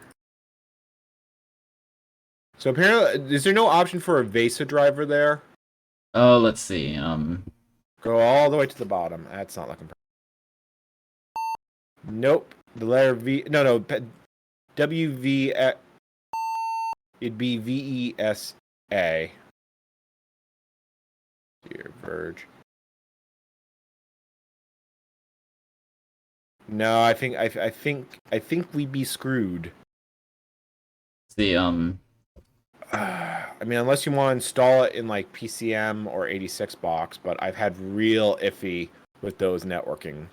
PCM is a Crabs, Crabs in my chat said that VMware can do a Cirrus GD544X. that sounds about right because that's what Cume does, and I know there's a lot of blood. The driver is very similar between the two. I think by design on the Cume side. So keep going up. So Circus Logic, because that should get if we can get 800 by 600, nice. Because low resolution X is a sad. It is. Try a 2 MB card. Like Um, 54. 5446? I think the one your cursor is on, we can change it later after it's installed. I mean, we can do this all from the command line if it comes down to it. We have the technology. And we're only using this. We don't actually care about the system. We just need it to. This is called yak shearing. Okay. I just hit F2. YOLO. YOLO. Monitors. Huh? It's asking for a monitor type. Let's see here. Scroll down. Go to multi-frequency monitor entries near the bottom. Frequency. Up to choose up the max resolution. No, you went past it.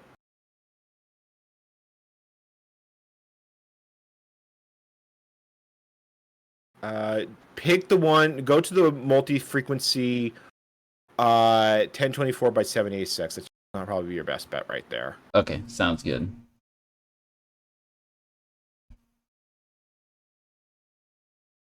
Why does X need screen size? This is not normal X. This is X Sun. Ah. That's fine. This is all for figuring out DPI. Trust me, this is still a lot better than X386. Yeah. And you'll be amazed that when we run X on Sun, it's just going to work. Just F2.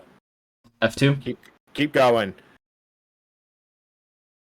Press that F2 key like you press like on my videos.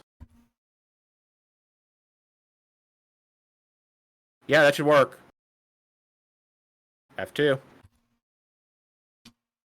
Okay, test configuration is F2.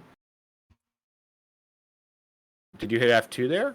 Yeah, it says cannot probe the screen. Okay. Go do it. Failed to add input, so go change video driver. Let's try a different video device. Yeah, go down one, change video driver monitor. Oh wait, Let's try here. I'll look this.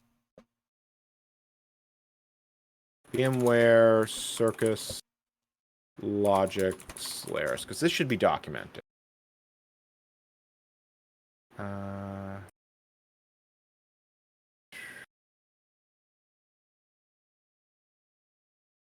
Okay. This talks about installing VMware tools. That doesn't help. I don't even know if the tools would work on that version. I mean, there's a lot of compatibility. That's probably asking. Intel folks have added Intel platforms, VMware. This is Workstation Edition of VMware.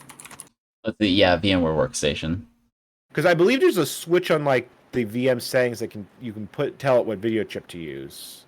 Oh, let's see. I don't believe I thought that, but display,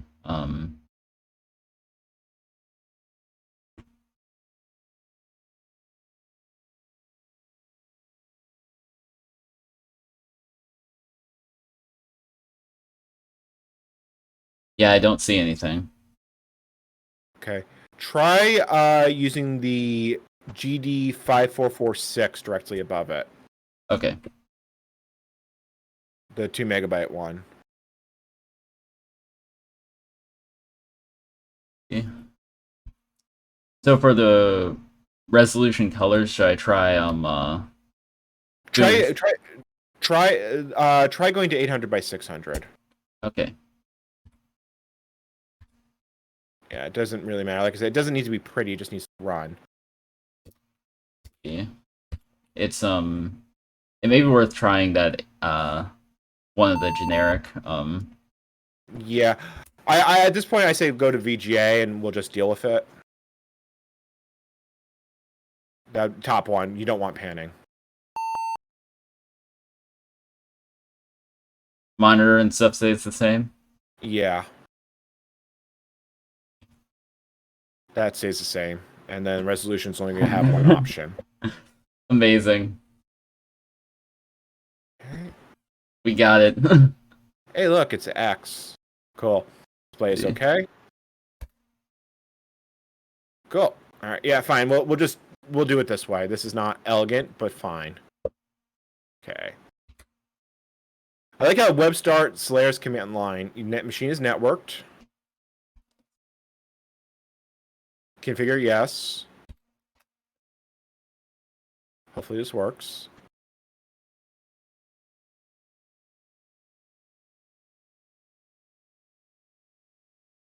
I wouldn't enable IPv6 on a machine this old. Hey, look, NIS. Your video's lag behind. Okay, chat. I want you us to all scream in at once, and then if we give enough gift subs, then Europa is committed to doing NFS Plus. You'll become our system administrator of the Great Sun worldwide network. NIS Plus. Wow! Look, it's a sense of self-preservation. It's been documented. It exists. Hit 3. Okay. I will save you from this.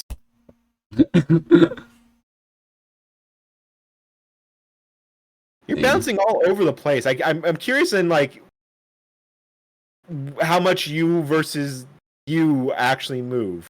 I'm moving quite a bit. Enter the system's host name. It's going to complain if it can't reverse look it up, but don't worry about it. So what do you want to call this VM? NetBoot? Call it Jumpstart. Okay. Like jumpstart.lan. It needs to resolve forward and backward. Okay, so jumpstart.lan. Yeah. And will that like automatically get a dynamic DNS on your network? I don't know. Honestly. But we'll find out. Yes. Okay. DNS server for your network. DNS. So would that just be the gateway? That'd be the gateway. Okay, let me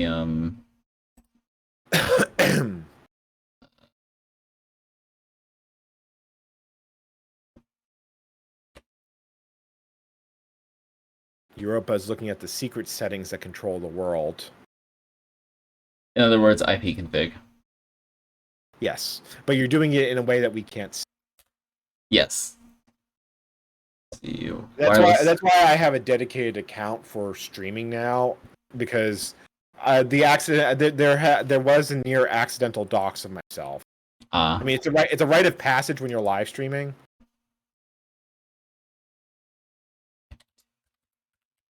No, we're just getting into Sun's back-end systems because they're all antiques. They bought a lot of hardware in 2005 and they haven't upgraded once. Let's see. My God, it's the same IP address I use on my network.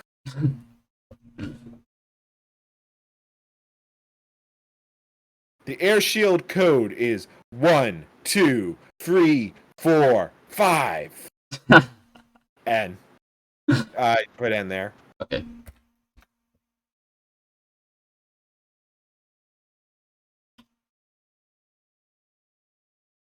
Should I just hit E? Yeah, you can hit E. See, the thing is, I know what this looks like on. Man, did Sun get lazy about this? E, no search domains. Because this is all graphical on Spark. I'm jealous. I mean, I thought it would be graphical here, but it may be just be waiting before web starting. 1.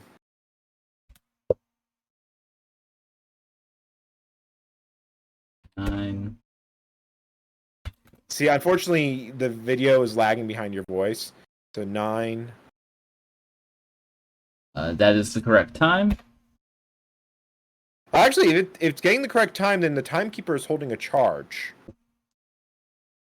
Oh, this is on. Oh, right, VM. Yeah. Enter your root password. Do not forget it. I would just root. If it'll take it, it might say it's too short.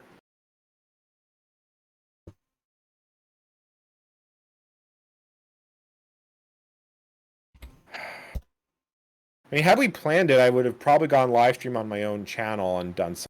I was going to probably live stream this weekend. I haven't really figured out how I'm going to handle guests on my channel because I do it so inconsistently. Yeah, yeah, this is what, like Well, the. and plus we'd also have to figure out like how to handle overlaying your VTuber avatar with my own. Well, my regular one. Oh, yeah. It's probably what I have to do is I'd have to call you on Discord, and then I'm assuming you can like put stuff on a green screen, because then I could chroma key you into my OBS. Yeah, I can, actually, that's actually how I get my VTuber avatar presently. Um, sort of. It, I don't know if it's rude to refer to the avatar separate from you. I don't know. I don't watch a lot of VTubers. It really depends on the VTuber, I think. Like, for me, because I, like, talk about the technical stuff a lot, it's, I Well, oftentimes refer to my avatar. I've seen some VTubers. If this gets a little bit too much for this place, please tell me. But they see it very similar to the person that they are behind the keyboard is the dead name, dead space. The person they are on screen is who they are, their identity, new name. I don't know if that's the case for you, but I have seen, and I just didn't want to put you in an awkward spot. Oh no, and honestly, my VTuber is me, so it's so Okay. It yeah, doesn't like your DNS, but just hit 1 to accept it. It couldn't look itself up, but it shouldn't be the end of the world. but yeah, my VTuber is me, so like it's whether you want to refer to my VTuber as separate from me or you want to refer to just me, it's really doesn't matter. I think in the case that in the chat I was in, it was a very strange chat. It was someone who was like, it wasn't even an LGBT thing, but I think the person there was using their avatar and they saw them separate than the person that was moving the avatar. I guess it's hard to explain if you haven't been a VTuber or worked in such a thing. I think It's I think I sort of understand what you're it's like the saying. person that thinks they become the horse, they start neighing as they walk through the set. Uh, yeah, that Like the avatar is different from the person they are. Like how someone takes a role, and it's not specifically like a trans thing. Like you can see that with anything. Like the person separates themselves. They're the trans avatar, not the trans. The VTuber is the avatar. And the puppet master is behind. yeah. Sorry, you're getting very tired, Ncommander, and very tired Ncommander makes statements that awake Ncommander will scream in horror about later. Honestly, that was perfectly fine. Also, I have a ton of pings because my because I keep like going off and then back online. My stream does. No, it's kind of nice being a guest on someone else's stream because there's not a lot of people that do retro computer streaming, period. I mean, I'm probably the largest. I know Mac84 does it, but he's the only one that does it on what I call a regular basis. Enter. Prepare for web start. Embrace hot Java. Let's see. CD. Yep. This really is the same thing as the full graphical one, just all the pretty bits have been taken out.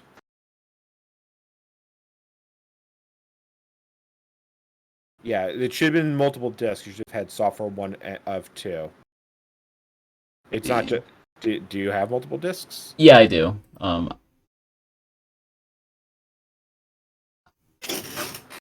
It's just I love VMware, but but like the disk swapping isn't the like most intuitive. No, it is not.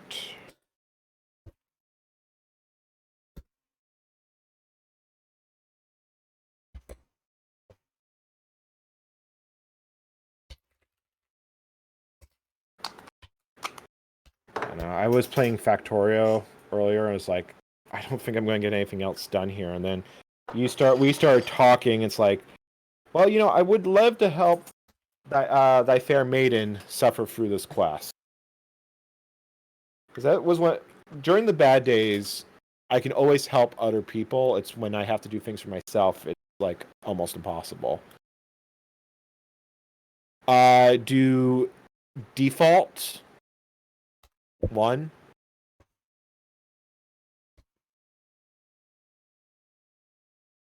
This is a really lame installation. I wonder why we're 1. Okay.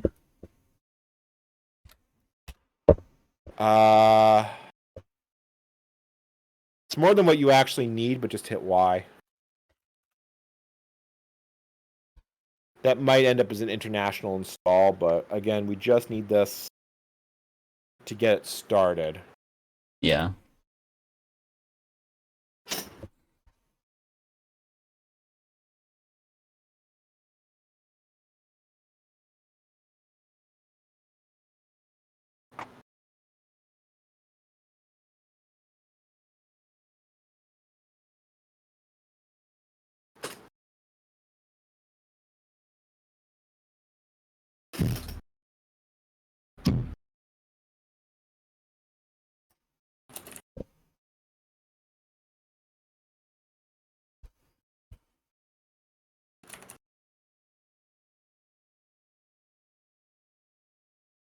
Just check your voice, the text chat.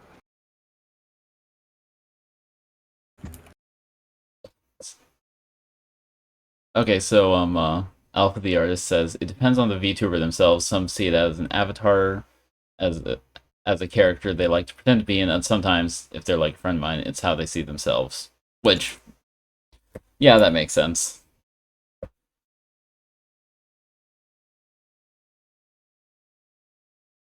Oh, I just noticed it's installing Solaris software group. Wow, they can. You're gonna have your mind blown when you do this on the real thing, because there's an actual interface and such. I so look forward to that. Yeah. Did you see the messages I've typed in Discord? Oh, let's see. It's just something I wanted to ask in private before.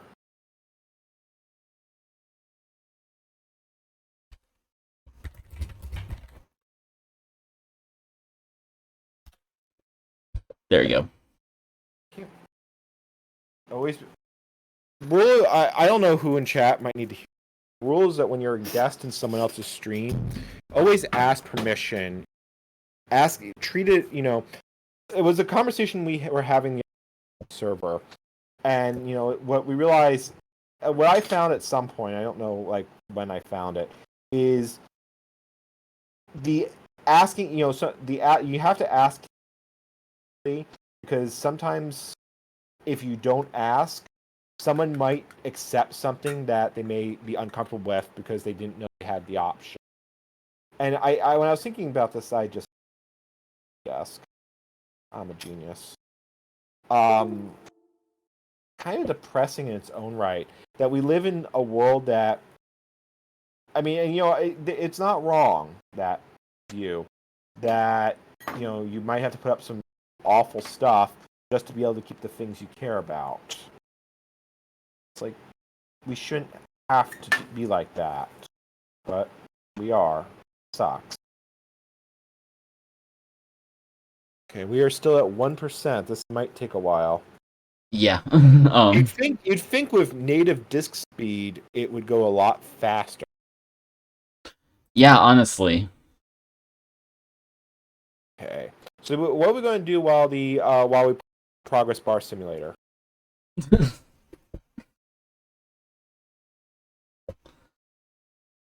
The 'Cause I believe installation on my Spark station was about 45 minutes off the network. Um, I mean, this should technically be faster. It's not Java based, or well, I mean, it might be Java based. You can make console Java apps. You have to hate your life to do it, but you can do it. I assume it's like actively spinning away. yeah, the activity indicators on the VM are running. Good sign. I may end up falling asleep sooner rather than later. Taking Oh, hey, I for this right, it's it's on one of the longer. yeah, it's one of these progress bars where like, it just like has set demarcations. Getting and Londo is getting larger. I don't even remember what that's from. Because I think of Londo, I think of Babylon 5. Best sci-fi series of all time, and I will die on that hill. I have never watched Babylon 5, but it seems very interesting. My first introduction to Babylon 5 though was a uh it was a remix of chiptune that someone did that was where they had also taken like cuts from Babylon 5 space battle scenes and like sort of like put the music with the video, and it was really cool. I really remember when that used to be a real popular YouTube, where someone would recut. Like there was a really good one of Lex, where someone recut the entire third season with its own track, and it's like it was one. It's like the thing that really got me into techno for a long time because of how well done it was. But that was back in the era where YouTube, like before Content ID was a thing. Because believe it or not, there was an era before Content ID. Anime music videos. A lot of works from Japan mostly was exempt from that because Japan has its own way of handling copyright stuff. Okay, the marks continue. Let's see if this works. I think I'm going to just mute for a moment. I'll be back in a bit. okay.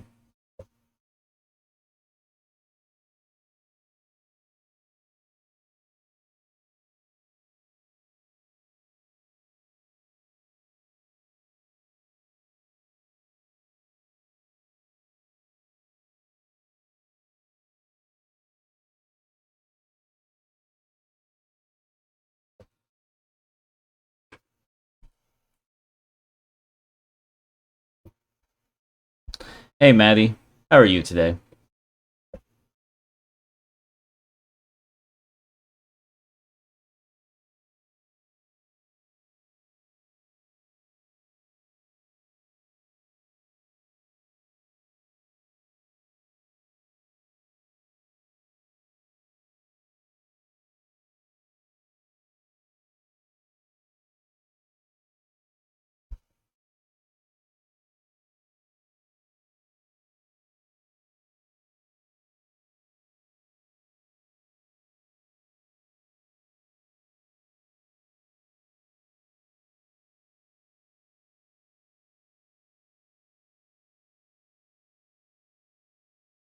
Glad you're well.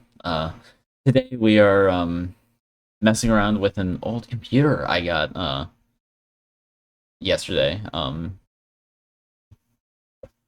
Actually, let me save some of the pictures that I've sent so I can put them up on the I'm also here. I'm Ncommander. I'm doing my own flight at the moment. Be back because right now we're just watching.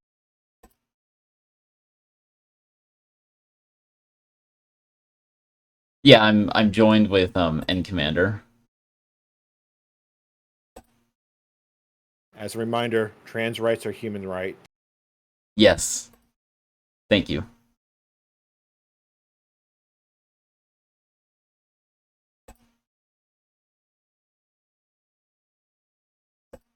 Also, I'm using my new trackball, which is awesome. So many innuendos, but so many license fees.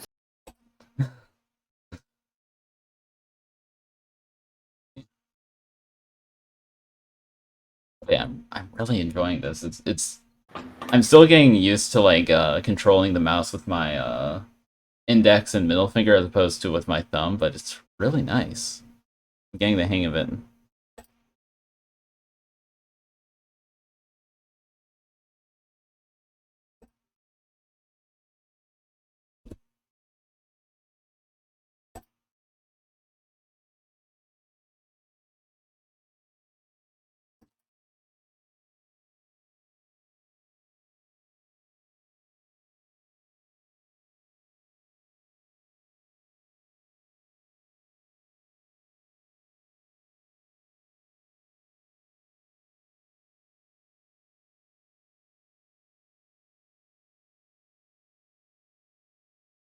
And here's the computer that we're not currently working with it. We are currently installing Solaris in a virtual machine, but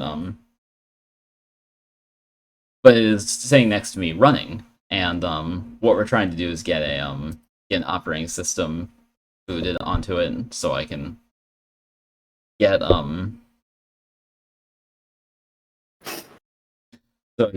into the operating system on the hard disk. But yeah, so it's a Sun Ultra 5, 333 megahertz Ultra Spark 2i processor, 256 megabytes of RAM. And yeah, it has a dead CD drive, which is why we need to like, jump through so many hoops.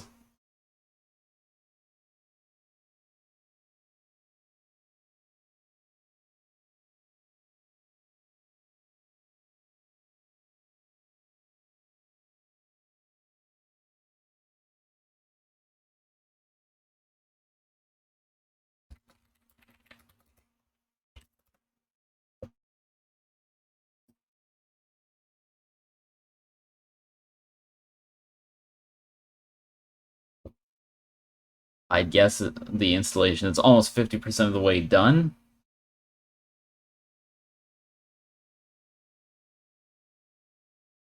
That's just doing the initial copying files. I'll be back in a minute. I gotta clean up. Things did not go as planned here. Once you're after stream, I'll tell you what happened. Sounds good.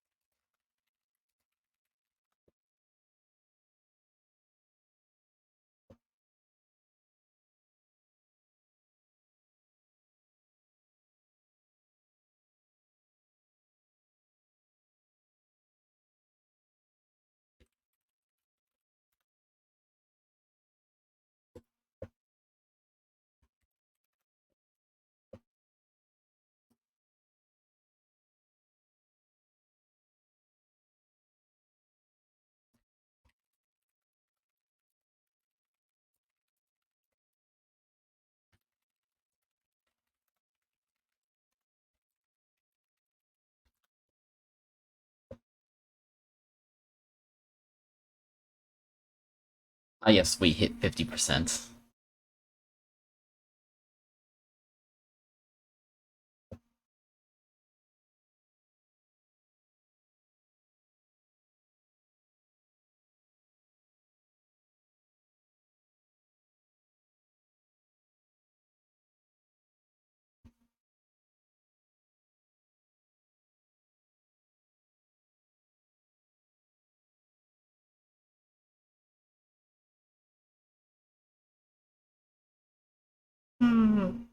Hmm.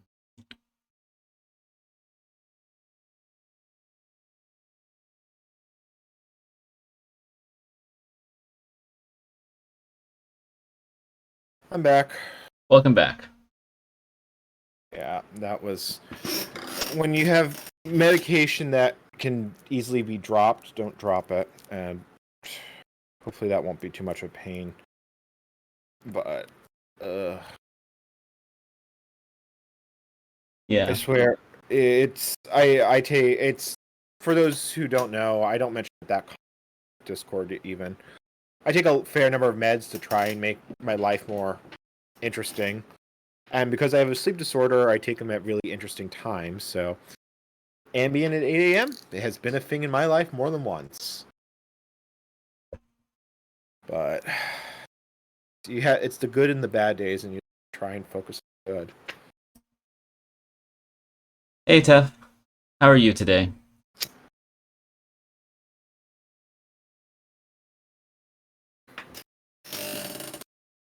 I'm glad to hear it. I am well as well, and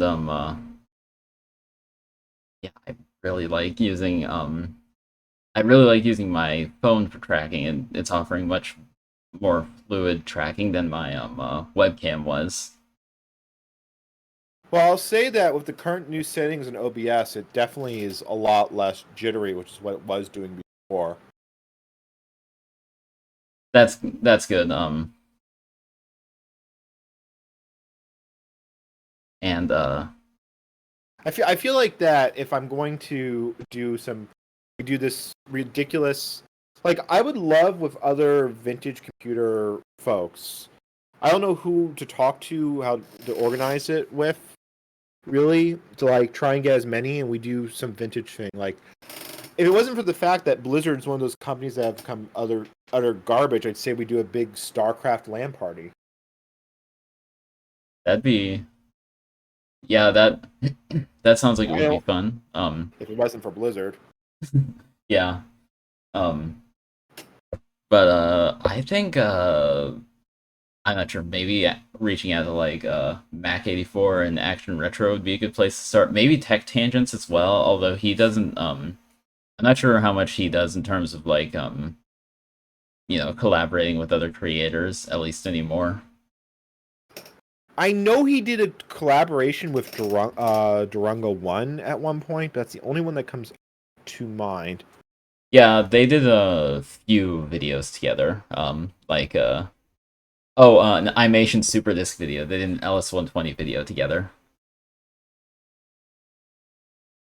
Um, he He also did that collaboration IBM RTPC. But the thing is, like, I haven't done any collaborations with any channel. I know Adrian got a shout out at one point, but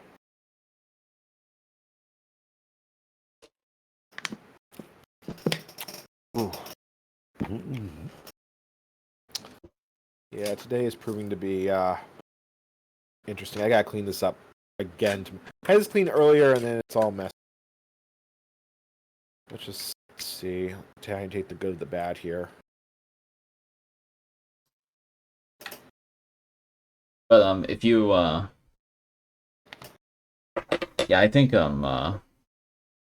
it'd be really cool to have like a whole like set of Well, I mean, on average, one of my streams gets between 100 and 200 viewers on YouTube.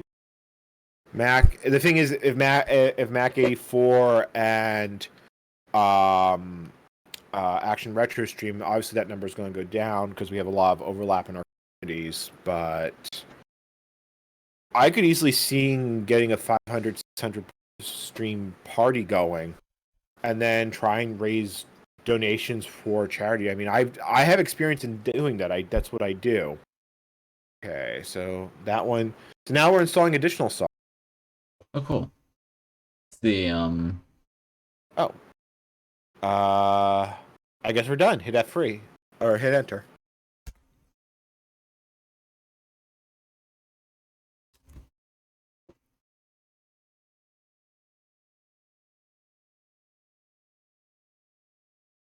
I think it would mod more discs than that. Yeah, there's a second disc, but maybe that stuff is... Oh, there we go. Yeah, now it's time to put in the second disc. Yeah, see, when I did this, I could just hit network file system, and I was done. Oh, I actually need to connect the CD.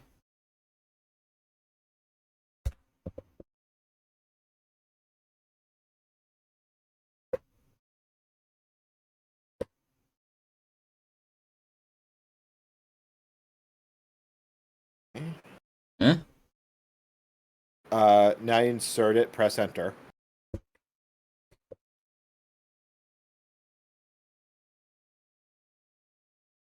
Push enter.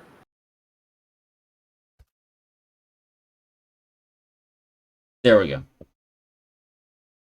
Yeah, because what I see on Twitch is significantly delayed compared. There we go. Reading. Launching. Installing.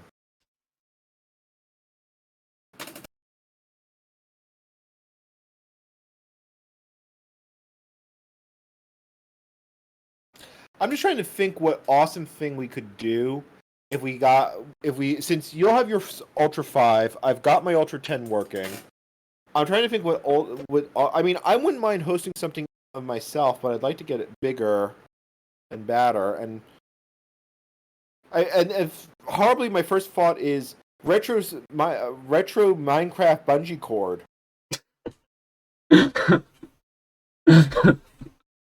um, well, I think Action Retro has an SGI. I think he has an indie.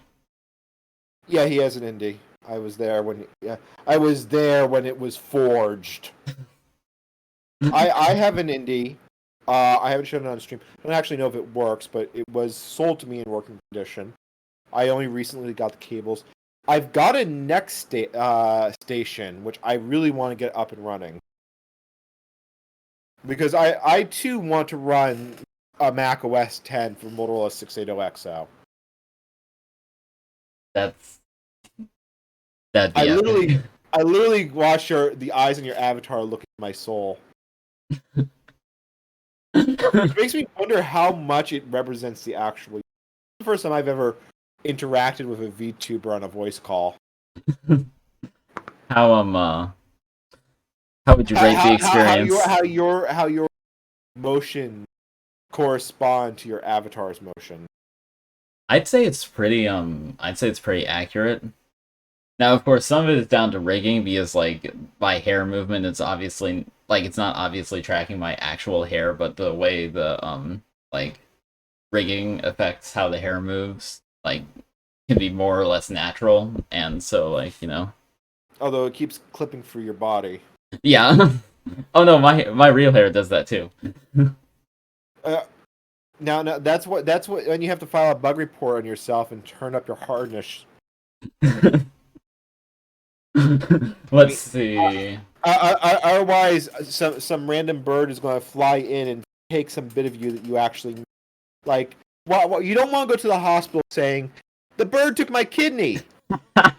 The bird flew through me and took my kidney. Aw, nuts! And I just got that kidney back. There's such a thing as being called too open, Europa.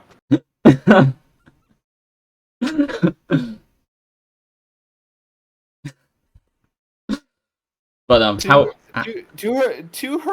to Europa's regulars, is she normally this laughing when when things like this are talked about? I'm just curious if I'm causing her brain to break.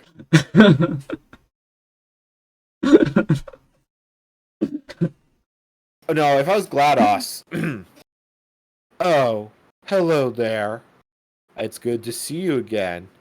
I was thinking long about the things you did after you killed me, you murderer. Now, I suppose fair is fair. You're going to kill me as I'm going to. Well, I guess I haven't killed you yet. Ain't that interesting? Yes, yes, yes. How is that, GLaDOS? It's great. Delayed response. I feel like I feel like um I am not making a good GLaDOS. I had to I had to pull up GLaDOS from my memory because it's been a while since I've actually heard GLaDOS. This was a triumph. I'm making a heart here, huge success. I I I need to look up the words. See, more normally, I'm Dave Johnson, owner of Aperture's Laboratories. Here at Aperture Science, we don't make regular science, we make aperture science. We do it, we do it from scratch, do it by cheaply, and a whole bunch of other ones. When I've done the Cave Johnson stuff, I do have the scripts. Okay. So now we're installing Solaris 8 Software 2. We are going to rejoin these two parts of software. We are going to make them, unite them in holy matrimony. They may too have 16-bit addresses. and no RAM to use them in.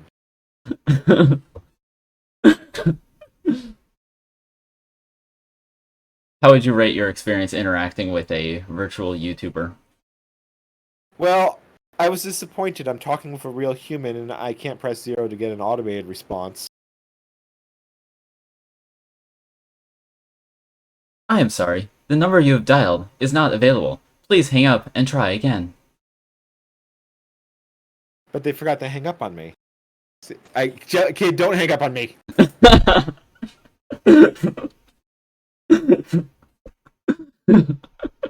No, I've enjoyed it. Compared to some VTubers, your avatar doesn't kind of like freak me out. Like, I don't know why, but a lot of VTubers avatars go like straight into the uncanny valley. Where like I don't know how to describe it, but they kind of like they just seem really odd to me. But yours doesn't do that. Interesting. Maybe because yours is a little bit more cartoony-ish. That could be. Because it's the more photorealistic one. Yeah. I think Uncanny Valley is what trips up some VTubers on TikTok. Because TikTok will sometimes just like false positive ban VTubers. And I think it's that sort of Uncanny Valley thing where the automation doesn't quite know what it's looking at, but looks human enough, and like and it just sort of gets confused. Now I have this weird urge to get. I'm surprised that the sub I did not make me gifts a sub to be number 1. Although that's because I gave you my Prime sub, so maybe that's why.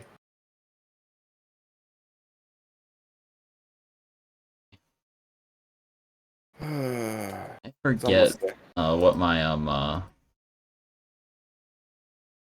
many subs you've had. No, I forget what my actually I'm gonna check what my sub tiers are named because we were talking about that last night. If I can What you need is Spark, Ultra Spark, and Oracle. Let's see. Yes, that's under affiliate. So okay, I have Super Spark for tier 1, Hyper Spark for tier 2, and Ultra Spark for tier 3. At least it's not Micro Spark. If I wanted to do Digital Equipment Corporation themed ones, I could do Vax, or I could do PDP-11, Vax, and Alpha. You can hit 2. The installer's prompting.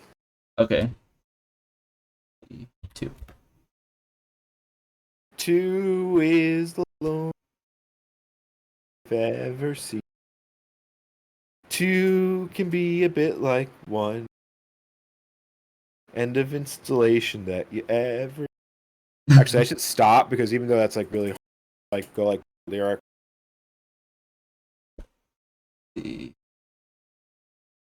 I don't need that. No. Yeah, well, the thing is, you won't need the document. If you don't install the documentation, you won't need it. But if you don't install the documentation, you will need it, because we know how this goes. But yeah, skip. Let's return to reboot the system.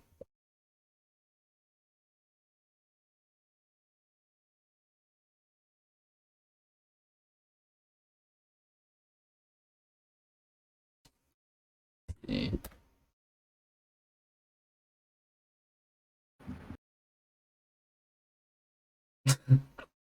This feels so 90s. Solaris Intel Platform Edition. I feel like seeing Solaris, even if it isn't on your Ultra 5, is making you happy and warm inside. It is. It is. I love Solaris. No logical reason to love Solaris. But you don't even have. You've never. Isn't this like your first piece of Sun hardware? Yes, it is. So you've been lusting over something that you have no. It's like people that read really fancy car magazines. Yeah, sort of. It's been a dream of mine to get one of these computers for so long, like 8 years or something. Okay. Well, I will help you on your quest, all there, man. Mostly because I kind of want to hear screaming happy that when you can actually type a command on the console. Because I know what voice is going to come out of you. What voice? It's like. I feel like that's gonna be accurate. Yes. Yes. I have seen this future. Oh.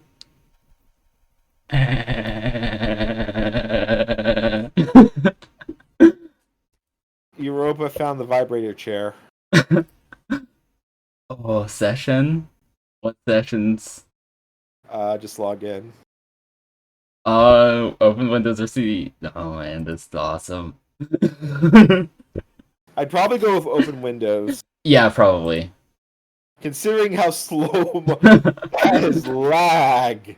This is a delightfully slow frame buffer. Thank you for the subscription, Crabs. Thank you.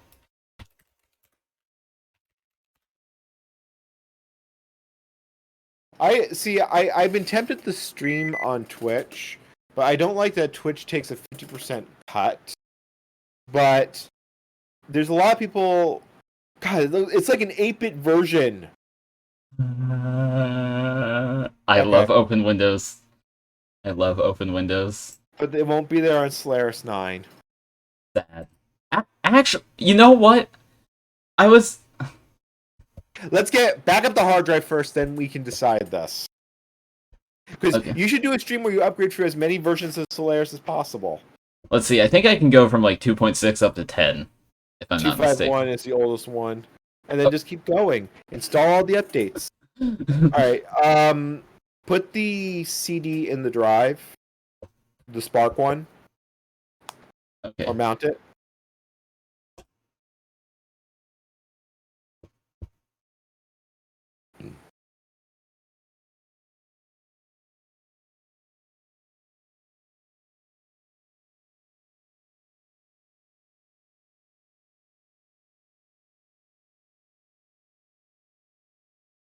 Oh.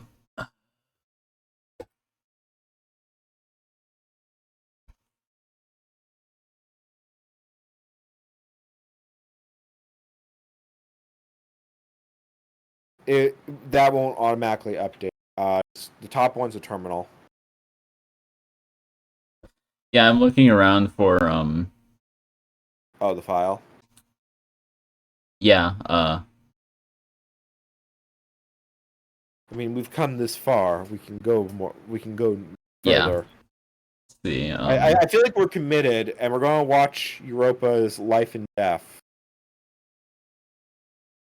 The death of a VTuber. Okay, so I forgot this, but my Solaris 9 is an MDF MDS. What? And what? It's MDF MDS format. So it's a tape archive?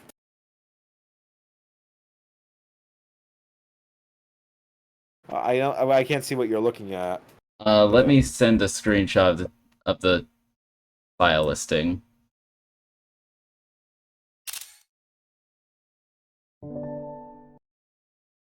See.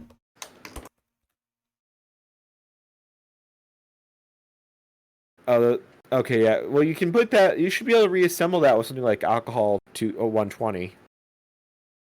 Let's see. Do you know if image burn can do that, or do I I need believe so. the? Okay, so I can ISO. Damon Tools can mount it. Yeah, alcohol 120 and Damon Tools both do it. Okay.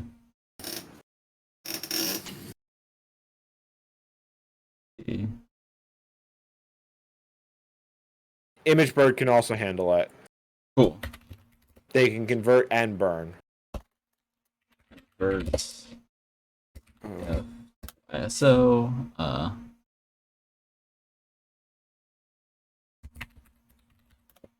Image burn.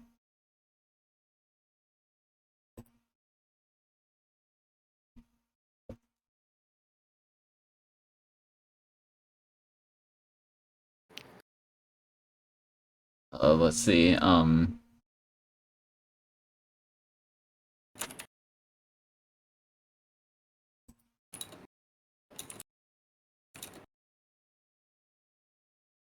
Why are all the tutorials for how to do this with image burn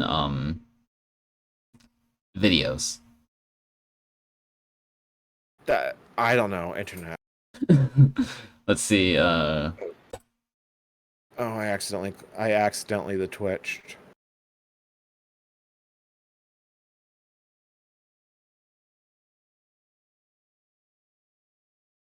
I accidentally the twitched.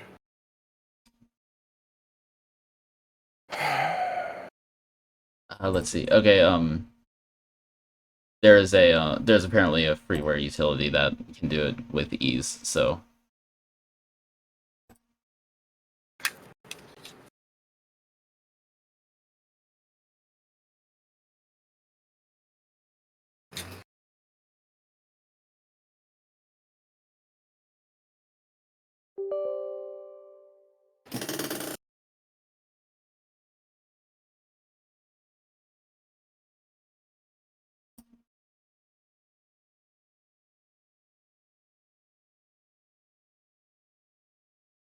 see.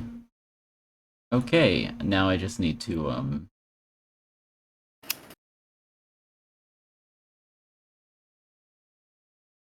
convert.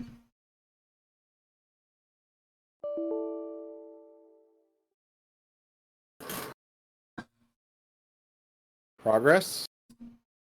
Okay, the utility just told me that the file was damaged. Oh, we're not going anywhere quickly. Yeah. Let's see. What if I just rename it? The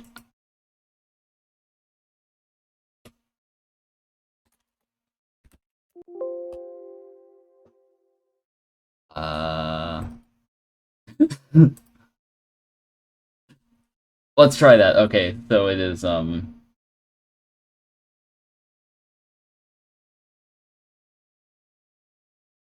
Okay, so I have no idea if this will work. But I just renamed the MDF file to have the ISO extension. So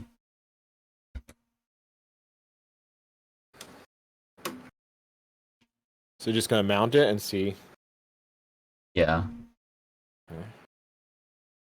You might need to be under CDE. I don't remember how the mount thing works under. Remember by hand not. Although CDE in this video mode might be interesting. It would be under CD-ROMs if it auto-mounted. Let's see.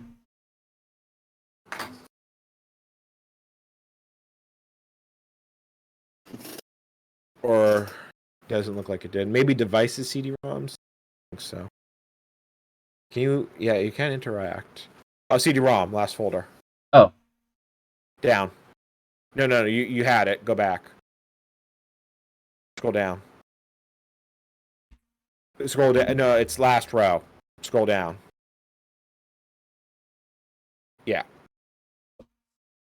It was there. Scroll back up to, like, there was a CD-ROM folder. Oh, there it is. Okay. Oh, it got nice. moved. Okay. Howard, go onto the top window, and how much disk space does this have? I feel like you don't have a lot of. It might be in the export type DF. The Make that bigger, please. let's see. Click on it to put it forward. You have to click on it and scroll up. DF for blocks.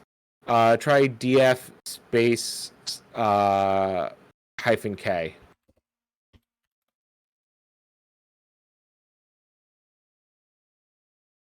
There we go. Capacity. Okay, so it. Where did it assign?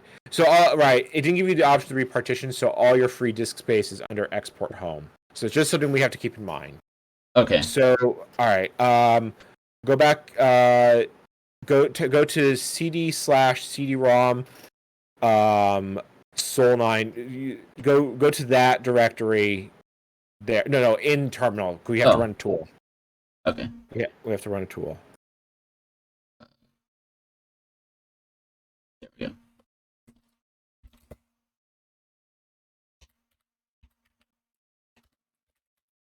Can't believe I'm doing this live again.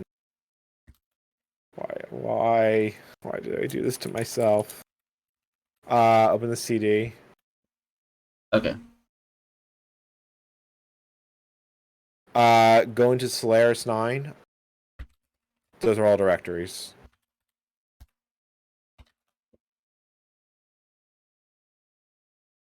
Just give me. I'm looking up the actual instructions because I don't want to do this off memory, especially when. Okay, so go into Tools.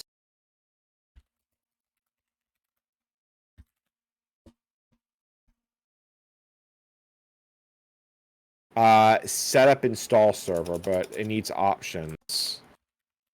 Set up install server. I just need to tell it where it's going.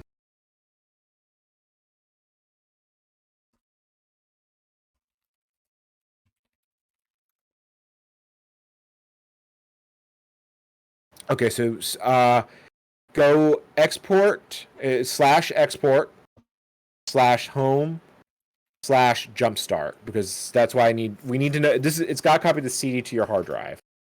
Okay. Does that look good? Yes. Okay.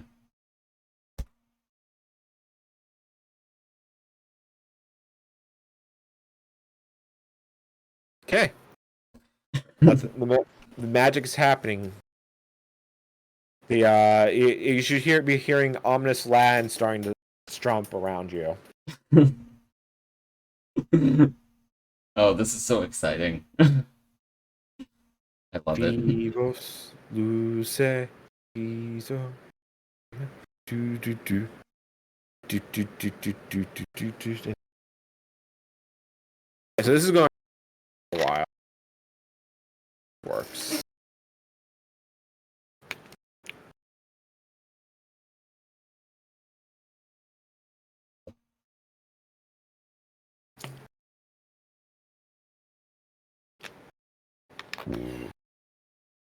I'm assuming the read and write lights in the VM are like on solid. Yeah, right now it's hitting the disk pretty hard. It's just calculating though, so it's not writing anything to the hard drive yet, but I can definitely see that it's reading a lot from the CD.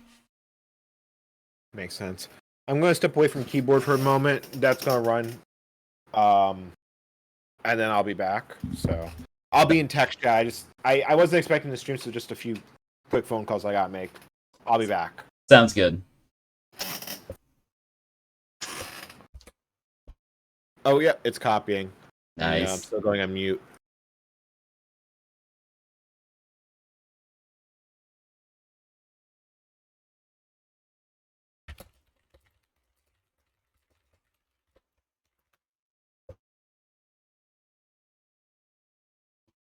This is so awesome.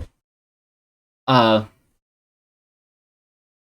this is running on a this is running on a virtual machine right now. I do have the system that I got in the mail running next to me, and so the goal is to get it to be able to boot the Solaris 9 install CD over the network because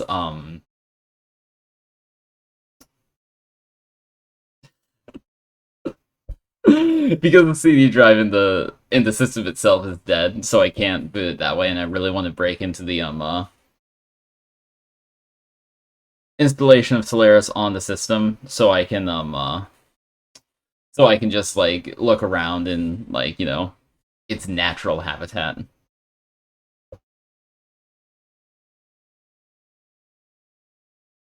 But yeah, this is really exciting. This is my first Sun system, and it's like the closest I've ever gotten to being able to run like Solaris for real.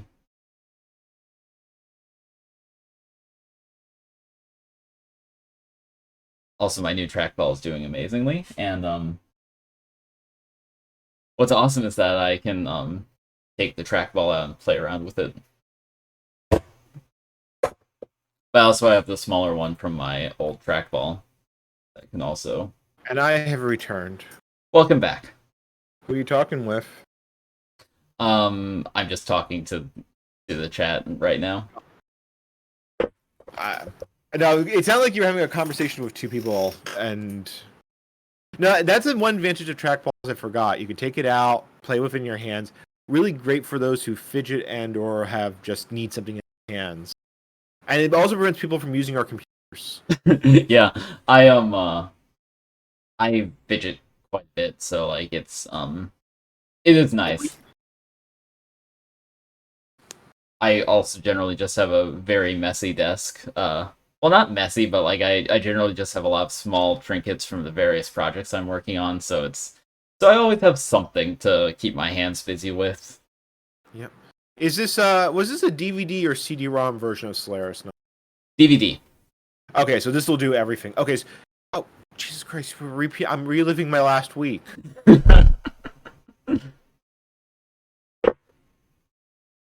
Hey, I heard that sound. That was you laughing? It sounded very different laughing. um, yeah, it was me laughing, and then I put the put the trackball down onto my desk. The trackball is laughing at me. As most of the people in your Discord server, it laughs at your pain.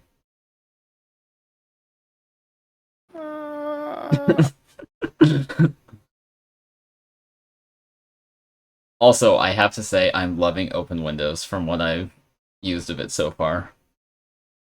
I, I, I think you broke me. I mean, you're right. I think I like pain to some regard, but there has to be a balance. There has to be a yin to this yang. And I should not be encouraging other people to jumpstart their sons. Now, of course, if I made a video called "How to Jumpstart Your Sun System," well, first you just need these jumper cables here, and then you just need to go find one of these high voltage electric poles. You know you found a good one when it's just recently fallen over and sparking near the street, because that has all the high energy electrons you're going to need to ignite the hydrogen. How is my rural area impersonation of a jump start? I like it. I like it. Yeah. See you, Crabs. Hope you have a good day at work, and hope you enjoyed watching the stream. For me, I'm still on Thursday because I haven't slept. I say I don't usually watch streams unless I'm in them, which I wasn't intending to be, but I was hoping to listen to you and then pass out, but it became very clear that I wasn't going to pass out. So I decided to inflict torture on you instead. Hey, torture, this is amazing. Though the torture part comes away was, you're going to have to go away alone for a while and do life stuff.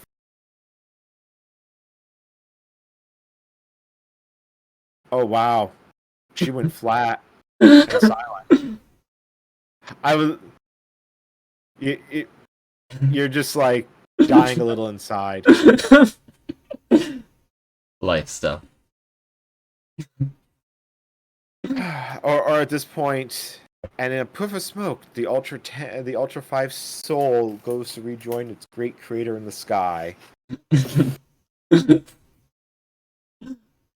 Or so a sun yellows each year that Daddy Sun's microsystem doesn't light in the sky. It's a hope that the great oracle eclipse will pass.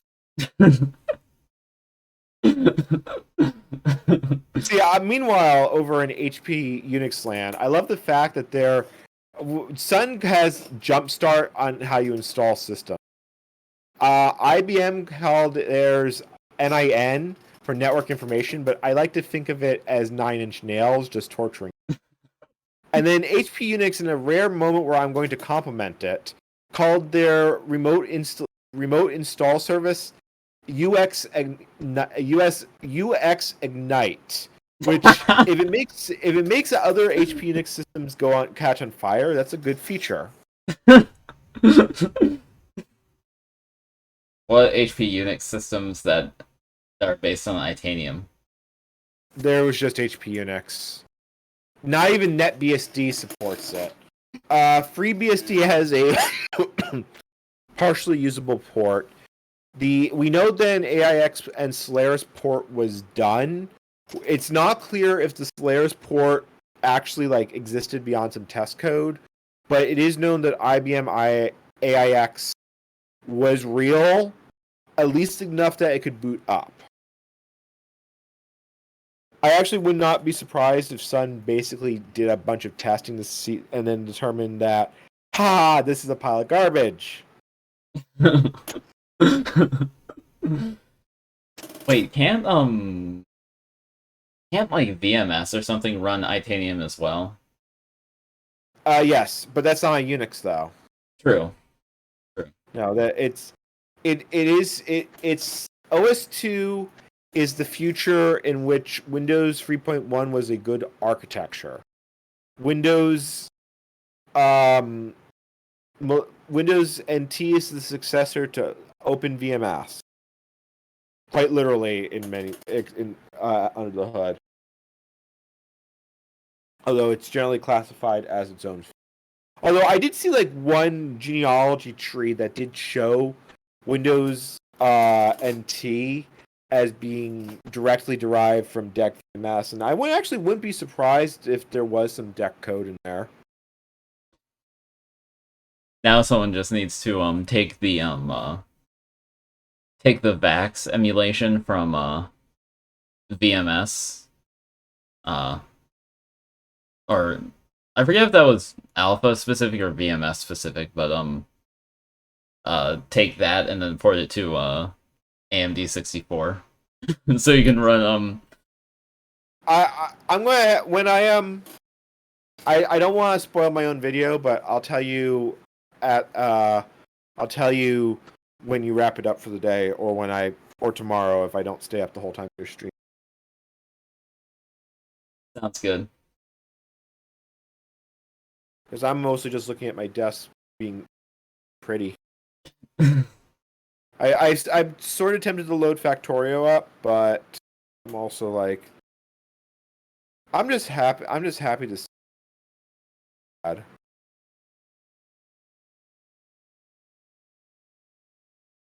I wonder how much more it has to copy. I mean, it's nice that it gives you the pointer, but a progress bar would be. Yeah. Is your VG? Oh, go ahead. I was just gonna say that I do love like the wording on this, like calculating the required disk space for the Solaris_9 product. Well, it's probably offered by someone who would go on to write the file copy dialog for Windows 10, 7. I mean, just look at the messages. It's like, isn't that just how it is in Windows 10? And you suddenly see that whoever wrote this message found greener pastures. Yeah. So were you gonna ask something about VGA? No, so one thing I had to ask, it was as YouTubers. I noticed your chair moves. Is that like your actual chair being tracked in real life, or because like when you step back, your chair actually moves, and it's like, oh, that's more than just a static background. I think that might actually be an optical illusion because the chair is a static background. The, but But like there's a bit of depth to my to my VTuber movement. Like it can track a bit of depth in it can track a bit of like Z um so it can do Y, X, and Z. so if you go up, down, left, right, left, right, left, right, A, B, star, what happens? Up, down, Oh, did you hear right. that contra code?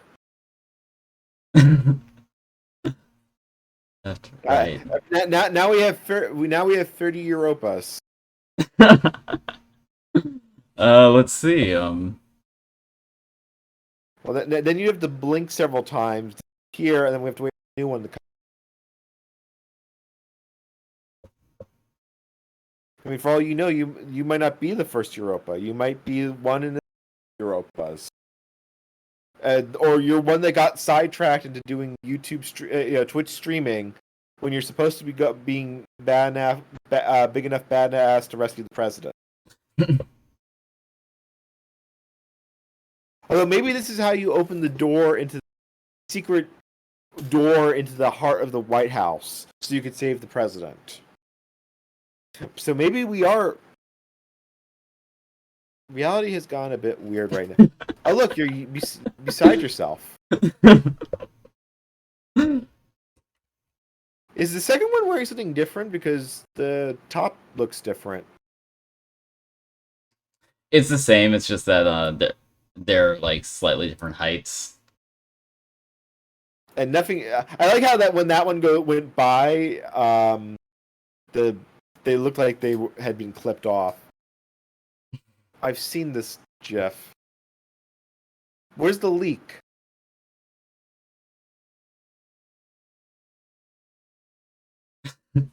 You don't have the spinning onion? Spinning onion. You've never seen that meme? I don't believe I have actually. I believe it's from Bleach. It's a girl holding a giant onion, spinning it around and hugging. Interesting. I feel surrounded. I know something. I feel surrounded by your. I truly have reached.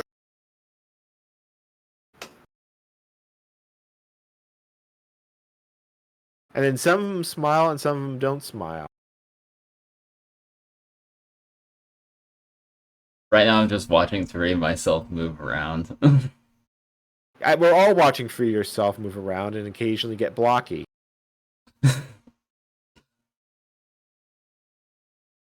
I realize my hair is almost that length. It needs to get longer. So I decided in March of 2020 that I was not going to cut my hair because it's a pandemic. It's my way to remember that's a pandemic, and it'll only be a few months. 3 years later, my hair is past my shoulder. I've been growing my hair out since I want to say early 2019. And it is And my hair is curly, so it's like, it's sort of hard to judge like length, but it's gotten decently long. Mine is really really. Actually, my hair is pretty close to what VTuber hair looks like. So I feel I don't know.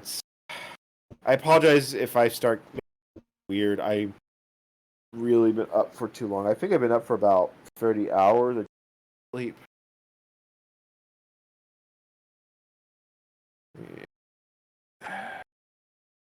Spin, spin. How can it take so? I've heard that a lot of the slowdown is because UFS is a really shitty file system, but this is impressively slow. I mean, the image is 3 gigs in size. Yeah, but it would be moving at the speed of whatever hard drive you've got on there, not caressed rust bucket. Fair, yeah. Um, So that's all software processing point because the VM should have almost no latency there. True, and it's not like, and I see. Well, one point of latency is the fact that um, well, I was gonna say one point of latency is the fact that the VM is running off of a 1 terabyte spinner hard drive, but It's going to be yes, but here's the thing: that hard drive is still an order of magnitude faster than what they had in 1918. definitely. So it's yeah, and it's not saturating the bus at all, so it's yeah. The bus that we rode in on. Who knows why it's taking so long? So this is actually a shell script, a very long one, written for the corn shell. I like KSH. I like it if the fourth digit is a 9. That's fair. That's fair. The for the operating system that I and a few other people are working on, we're probably going to be using the public domain version of KSH, and that's great, except for the fact that it has more in common with KSH 88 than it has with KSH 95. I think is the more standard version. So I don't think I will have the capability to do this because I'm still learning. But one thing that might be done is updating the public domain KSH to have more features in line with KSH 95. I think it's 95. I would think a project like that would exist. Okay, KSH 93, I think it is. But let's see. The main reason why the main reason why we're using public domain KSH is because I think the main I think a lot of the versions of KSH are under the GPL, which is something that we would rather stay away from. Is this the group that's in my server, or is this another group? It's the group that's in your server. Okay. Like, I don't pay that much attention. You guys are off in your own little world. I've done this. I have seen where this road to this goes. But if you have a faction. Wow, my ability to speak has been stolen. If you ever have a moment of factional tension, I will come in. I will deviate, deliberate something. I will bring peace upon the land by figuring out who is right and who is wrong. Or I will destroy the land because I was wrong. And that was how the next Great Blood War started. Thank you. Hopefully we won't have any factional tension because we're all like we all get along well and we all like I am obviously very tongue in cheek on that. yeah. But I do I always like the idea of just imagining, the next civilization will come out of some mundane discussion of microkernels versus macrokernels. And this became the basis for the first civilizations on Mars. That or I have a really overactive imagination. You decide. I mean, to be fair, I've been so I've been working on a novel since November of last year, and to be fair, I had basically the entire novel done in my head before I even started writing it. So you're in good company for active imaginations. I have a book series in my head fully envisioned, but certain pieces of it don't all fit together because it's something that's come out of like short stories and other things I've dreamed up over a course over a decade. But it's starting to become a much more coherent topic in my head. But I once envisioned something like from start to finish. I had all planned out, and then I got through about the first, I'd say about a third through it, and then I realized that it was such a weak impact that it seemed cool, but once it was written down, it was really lame, and it kind of set the tone for that. And then I found that I had to throw out a lot of my plans and try and continue, and it just went off to a horrible place. So I don't know. I guess with writing, you can pre-plan everything, and if you've got perfect imagination and understanding of your plot, world, and consequences, you could probably write the most amazing works with it. For me personally, the journey itself through those works means being able to know how every single thing interacts at one thing. Like, if you drop a leaf in New York, how does it impact a leaf in California? And God, I've gone philosophical. I'm sorry, chat. Hey, I love philosophy. To be or not to be? That is the question that our jumpstart will answer. Although that was more Hamlet. So I guess if we're going to talk philosophy, what are your opinions on Nietzschean? Oh, let's see. How nihilist are you? I am nihilism is tough for me because I feel like yeah, there's some very interesting stuff that comes out of nihilist thinking, but I can't say that I necessarily subscribe to it wholeheartedly. The thing is that the nihilistic point of view, the way is actually how I accept it, but I accept it in the basis of if everything we do is pointless, then why not do to make it as enjoyable for everyone for why here? Like, if everything is ultimately moot, there's no reason not to live it to the fullest and enjoy what we have in a moment. And Nietzsche's original writings were closer to that than what it has been. But that's kind of why I see myself with those. That's a good way to describe my mindset. I don't know if I'd say describe my views per se, but it would give you an idea of how I see the world. That makes sense. How do you see it? Through what lens? I mean, actually, I think I sort of think ultimately the world is or like the meaning of life has no predetermined meaning.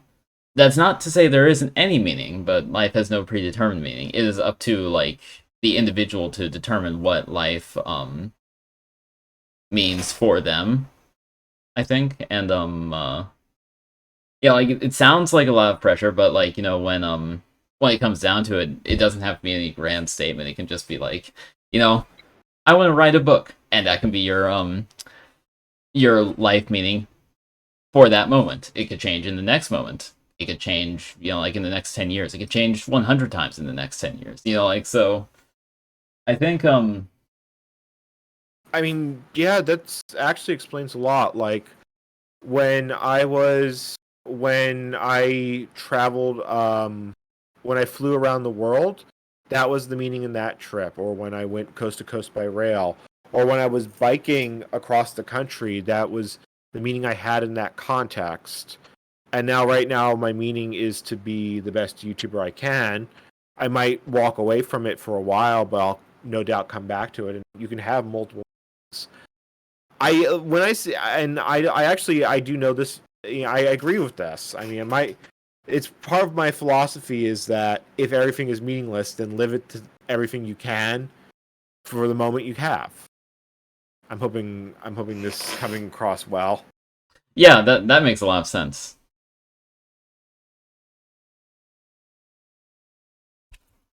Yeah, it's the meaning of life is a very interesting question that I've pondered for quite a while. It's just yeah, I think the idea that life has no inherent meaning can be scary, but then like but like I think that when one realizes that like A, you're not locked into any one meaning of life, and B, um like it's up to you, like what your life's Well, meaning I well is. well right now the collective meaning of this chat is we are watching the bar spin. True. Spin. You spin me. You spin. How's it go? You You spin me spin me right. right round, Right, baby, right right, round. right. Copyright. I would laugh so hard if that was the moment. And then see, it's not even a real CD-ROM drive, so you don't know. You can't even hear it go vroom vroom vroom vroom. Yeah, and that's one thing that that's really missed with virtual machines. Also, uh someone in my chat just redeemed a hydrate, so I'm going to run and refill my water, and then I'll be back.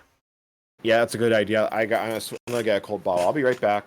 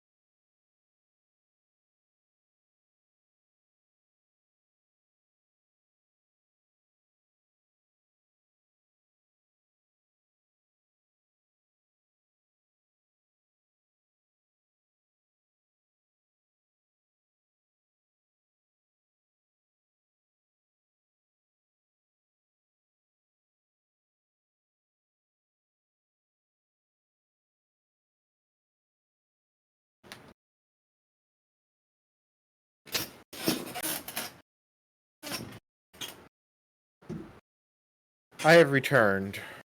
It's I,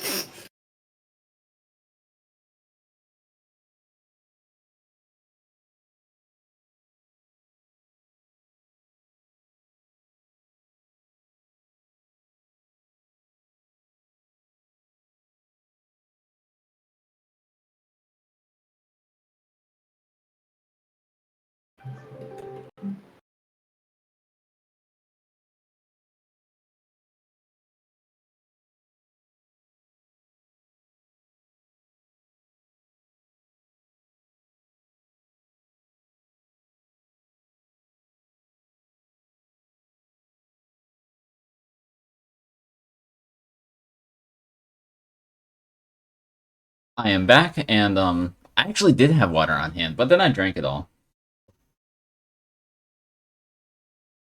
I am also back. The voice you hear is the sound of the. Wow. The sound you hear is the voice of World Control.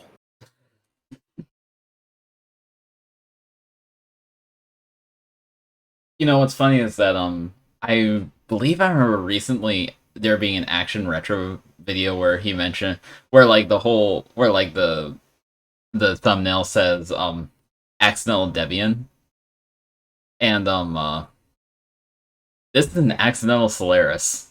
This is an accidental Solaris stream. Enabled by Ncommander. I was opposed to being bound to the Force. Instead, I'm trying to cure my own insomnia by oh God, what have I done? I'm helping people install Solaris. Not just install Solaris, jumpstart Solaris. There's no reprieve for Rickard.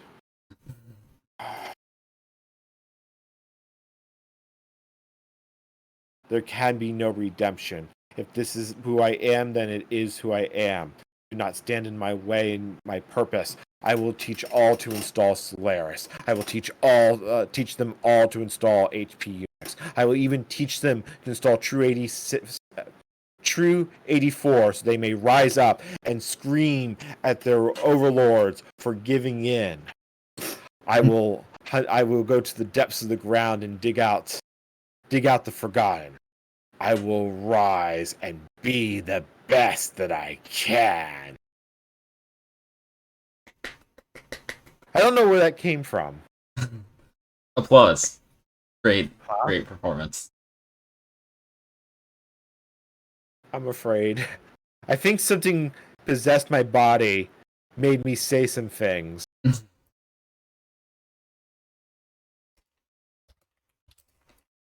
Well, my Discord isn't blinking from a bunch of people that is like, Ncommander has lost it, check the VOD.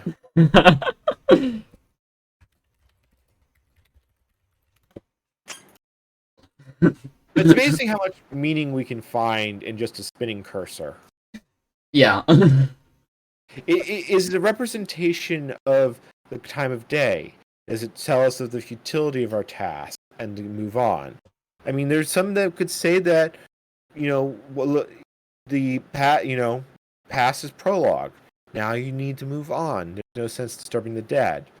Or it could just be proof that your console's control characters are working as intended. We may never know, but I hope to find the answer. This week on Ncommander Investigates. What is the meaning behind the spinning ASCII cursor? Yes.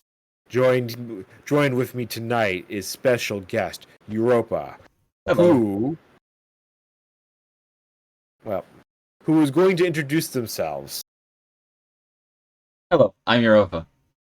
Long time Spark Luster, first time Spark owner. The problem with Luster is that it'll just spark right off. I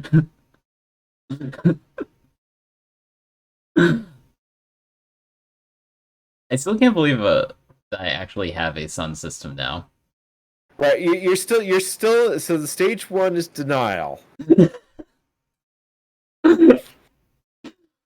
I hope to have a stack of sun systems eventually. I see. So we've skipped right ahead to bargaining.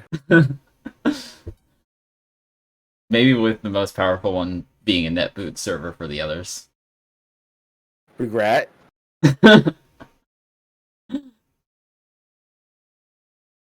And now here comes acceptance. I should really get a keyboard for this thing. Good enough, I guess. Who's Or- actually? I just saw something. X over Ethernet. That's a thing. yes. By You can do it from your current Solaris. I read somewhere that I didn't even think of doing that before I read it somewhere recently, but I think if I ever get really impatient and just want to use a keyboard and mouse in an X environment on Solaris, then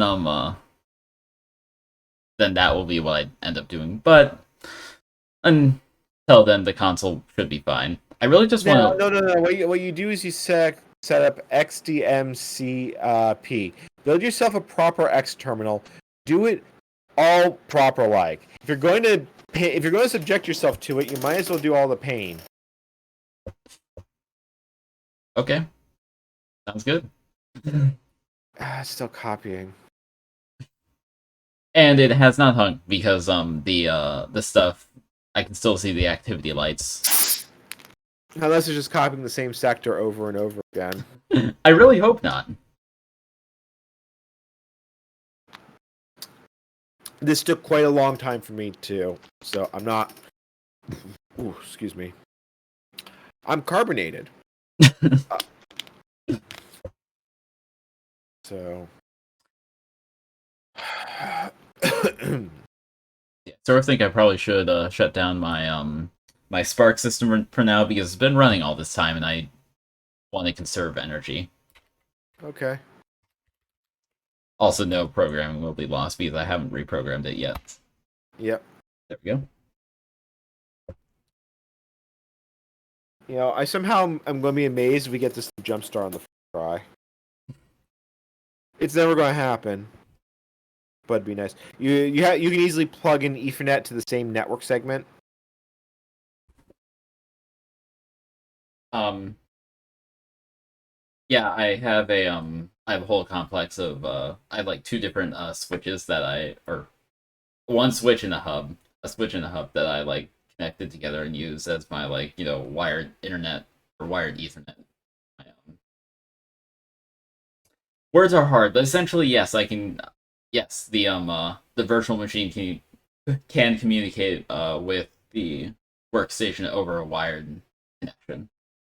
I think we're both pretty fried right now. Wow, holy crap! How is 154?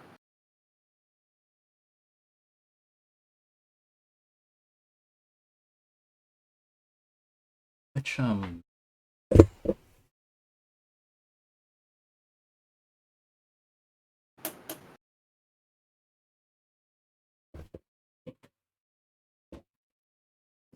long enough. That's really weird. So when you get out of range, your avatar gets really dull eyes, and it's just lying on the window, the head on the window. Interesting. Yeah, that's weird. That's weird. Oh, and then you popped up.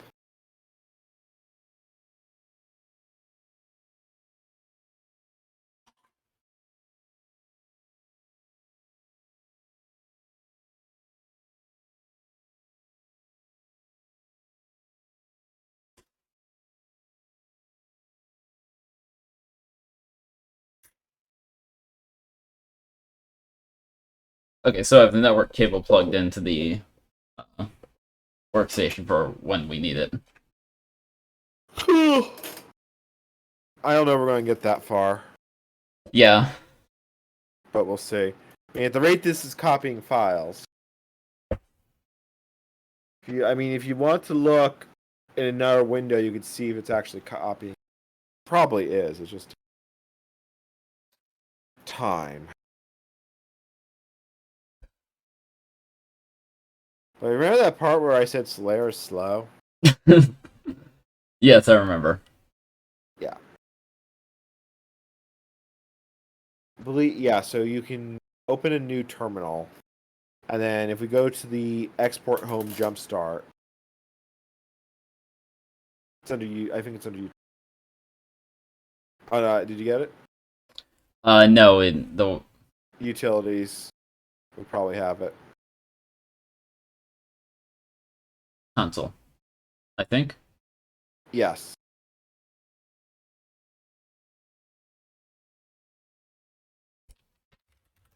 Or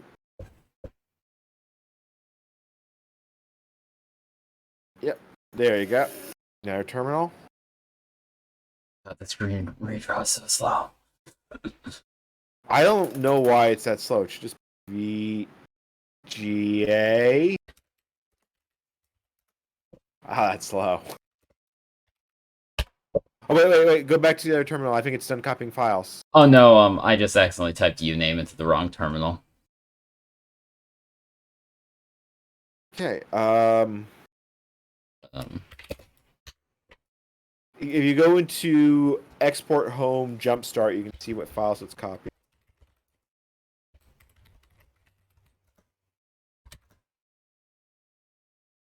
yeah.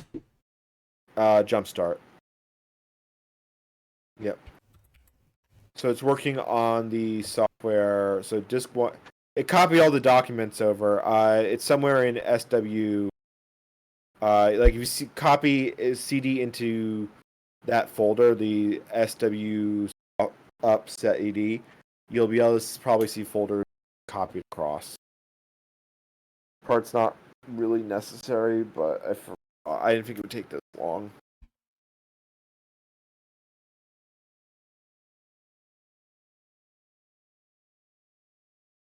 Wow, and just watching it raw. Yeah.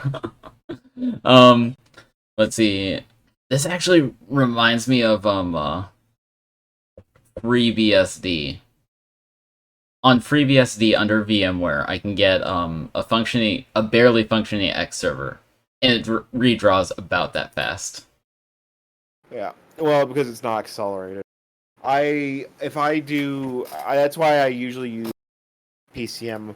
I should probably develop like an old X server that can just use Vista, but that's not going to be trivial, man. I mean, our project is going to use Wayland because I understand why you're going to use Wayland. Just hate the fact that Wayland's a thing.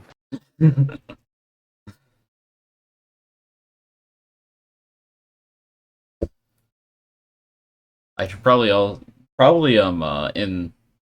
some point I should try out these different timekeepers to see which ones actually work because Well, you can be doing that now while this copy. oh yeah, good idea. Effective use of time management. But let's see. So the one so are you thinking the one is like just barely alive and that's why it like didn't isn't playing at me, but it's settings? It could be barely alive. It could also be the timekeepers have certain timing and other things that make them make them partially compatible. That's why a lot of people like to try and repair the old one. It's kind of a giant pain in the butt. I'll be right back. Okay.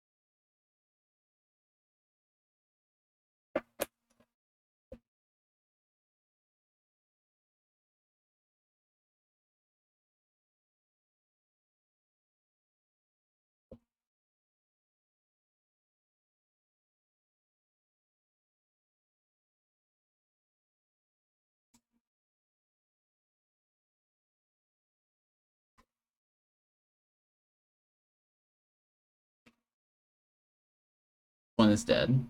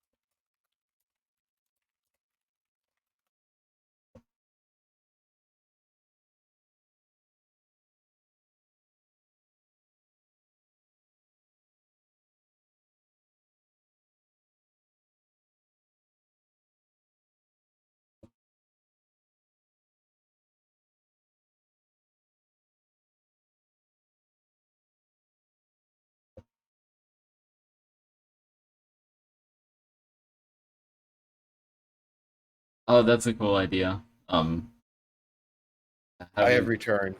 Welcome back. Let's see. Oh, So is it still going? Wow, it's still going. yeah, right now I'm testing one of the clock chips, and so what's the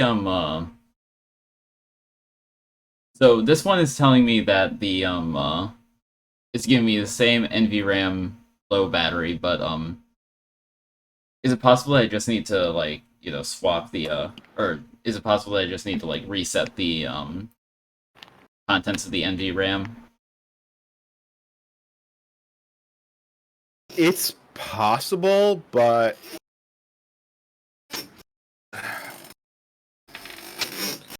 I mean, you can try programming it and blanking it. The commands should be posted in chat, but Okay.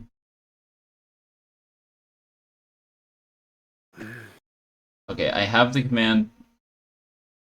The,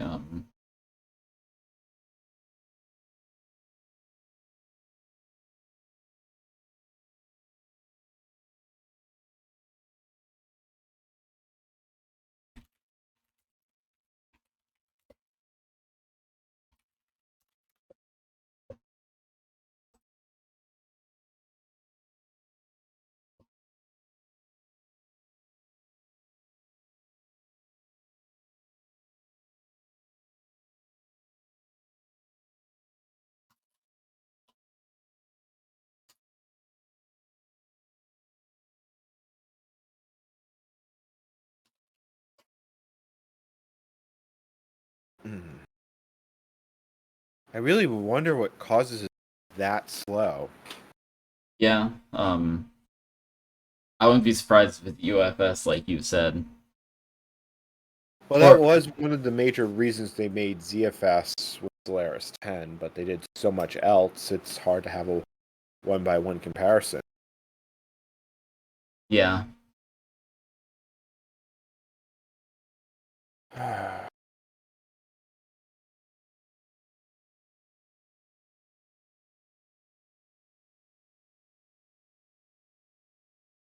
So what made you choose to stream all day on a Friday? Or however long you go? um, I had the time free, honestly.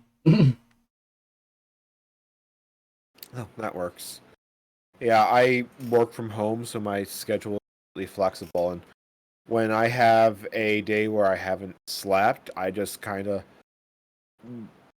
try not to do anything the following day. Like, because if, and this is about the limit, like, I'll be happy to talk with someone, but yeah, lack of sleep days really suck. Hopefully, I'll get some sleep soon. You sound a little tired yourself, though. I am almost always tired to some degree. Here, have my Diet Coke. Thanks. Well, why do you think I always have a bottle of Diet Coke in one hand?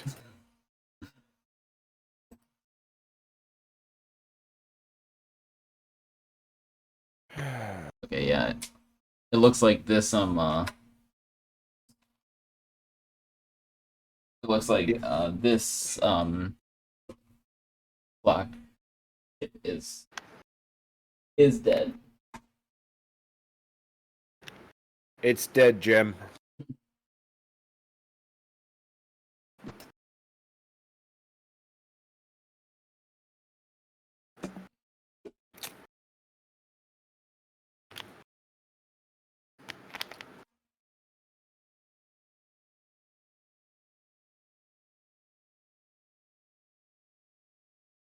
So far, I've one that partially works, and the rest that I've tested don't work. Although one more that I haven't tested yet. Well, that's generally how it goes with clock chip. The thing is, though, you can buy Glitchworks repair boards, and you've now got spare ones because the Glitchworks board is not trivial to install. You have to cut into the chip. So think about it as you have a lot of practice for a real solution. You could also just buy the part from Mouser. I can give you the link. Oh, that would be good. Okay.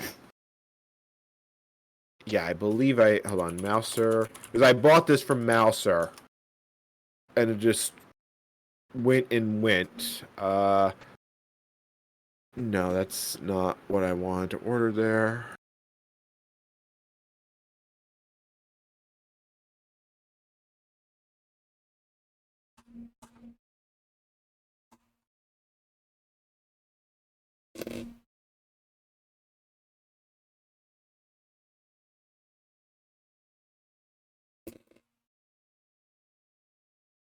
Ah, here it is.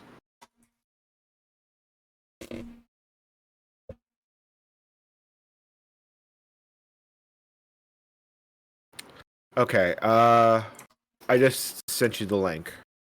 Thanks. So you now got all those checked? I have one more that I need to check. Ah.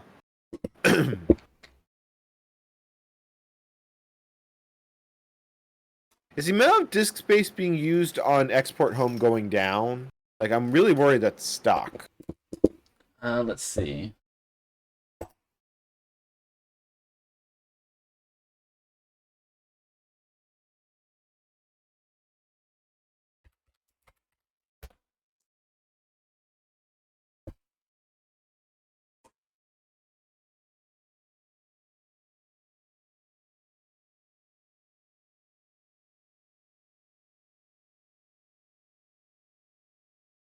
Don't know if it down or not. Oh yeah, yeah, up there it says export home capacity 1%. Now it says capacity 8%. So it's copying, it's just going really, really slowly. Yeah. Actually, it looks like it's about halfway done, because if you look at the size of the CD.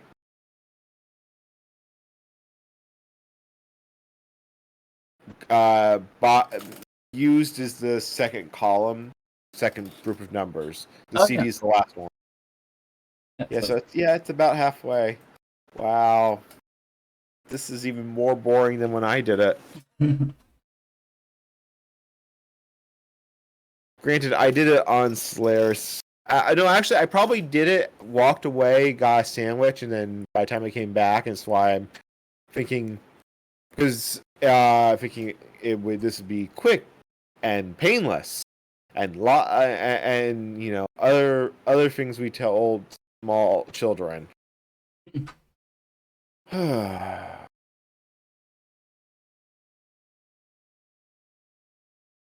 Right now I'm trying to wrestle one of the brackets off because the Blood, the timekeepers some of the timekeepers don't have the case, the full case, so it's harder Oh to. no, the timekeeper comes out of that. You should be able to push the timekeeper out. It's one case that you put it all in.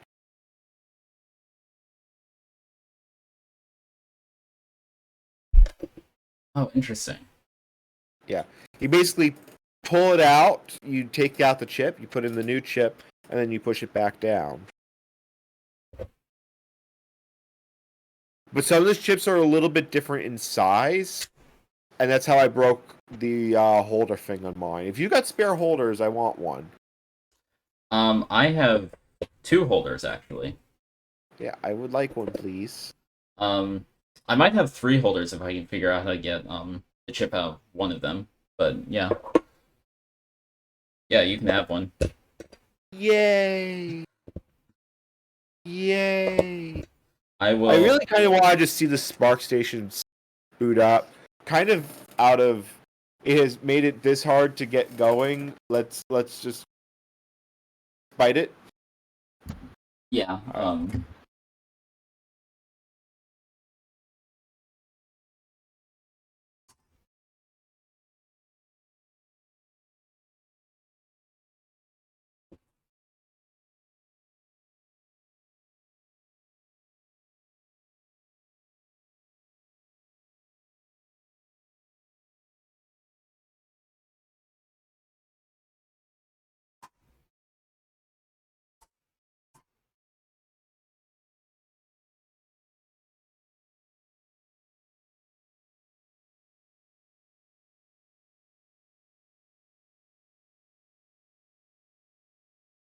That is really slow.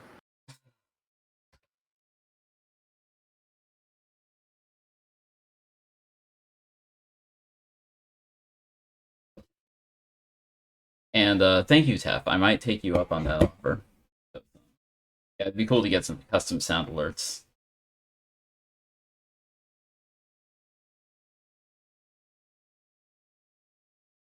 That UI it looks completely frozen now. It's not completely frozen. The spinner thing is still going. It's just that the rest of the window hasn't redrawn. This is feeling a bit budget. This is feeling a bit classic Mac OS. Is classic Mac Yeah. OS similar? I mean, say what you will about classic macOS. It does show the advantages of having an entire UI library in ROM. Definitely. I do really like it for that reason. I finally got eject gears for my Mac Plus, and I have the refill capacitors here as well. Oh, nice. I want to do Hello World on original Mac Plus. I want to do it on 120K, but I don't have 1K. But I want, I'm going to do the 2-disc assembler setup under System 6 and assemble a program. Oh, that'd be really. Filming it's going to suck.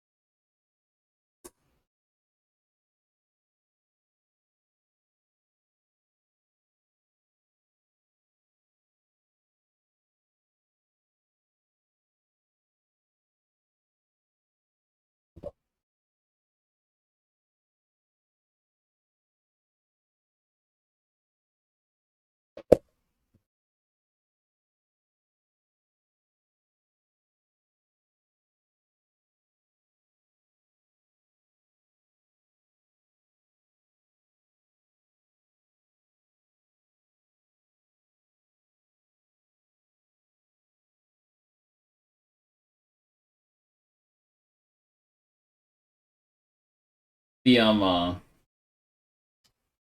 yeah, my holder won't fit the the slightly larger chip. Yeah, that's. I didn't realize they came in multiple sizes, and I just pushed lightly.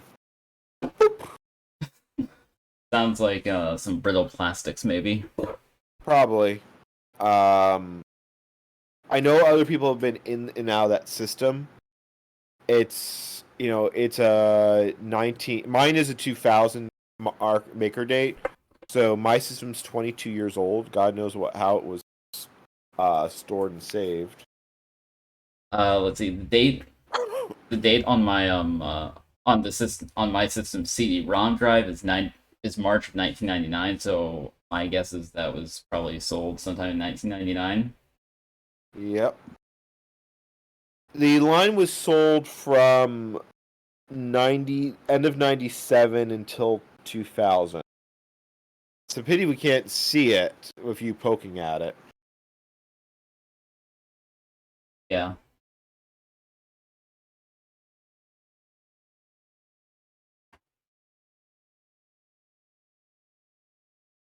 But yeah, so the thing with the timekeeper that just makes it annoying. There's other things in the timekeeper like the host ID that have to be set. That's why it seemed like we had to type coffee in twice. Once was the MAC address, once was the host ID. And timekeepers would sometimes fail for no discernible reason. So that's why they are replaceable. Or that's what I've heard from some people. I've never been able to verify that one.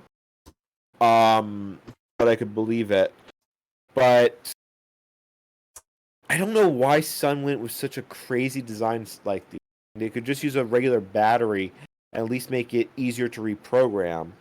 But instead, you're literally typing in a fourth string and running it, and it's like, but why? Yeah, it sort of makes no sense. Except I get. Do you think maybe some thought that only licensed technicians would be working with these systems? My guess is more that if they need to replace the main board, they just have to pull over the ROM chip, and then the host that new board is that basically a way of doing asset control. Ah, that Because makes the timekeeper would be the ultimate asset. Um, although because the ROM is basically sealed, the timekeeper can't easily be reprogrammed. Probably by the information, the knowledge now, it's easy, but that was probably not widely known back in the day. Because I yeah. think the source of the instructions for the timekeeper came from internal Sun technician documents.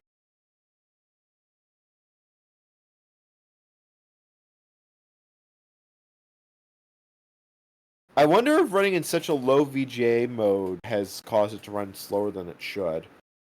Possibly. Because this feels like it's taking way longer than it should. Yeah.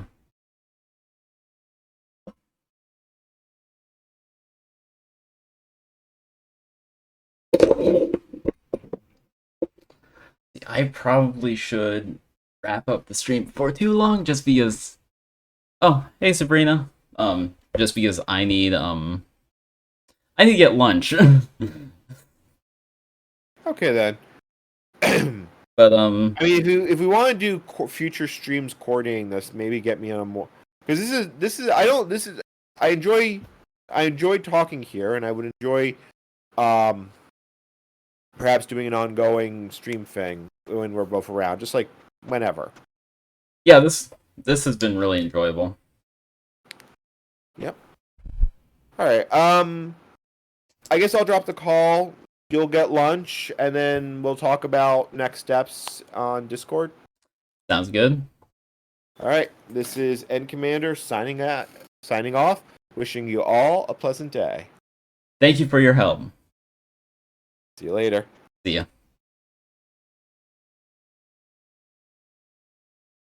So yeah, sorry you came in right at the end of the stream, Sabrina. We've been working at this for 4 hours now, I think it is. Trying to get this like just trying to get this trying to work it on this system. But yeah, there will definitely be future streams with this system. Oh,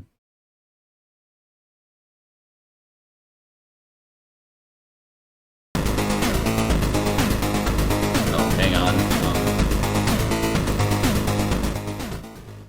There. But anyway, so I guess we should probably find someone to raid.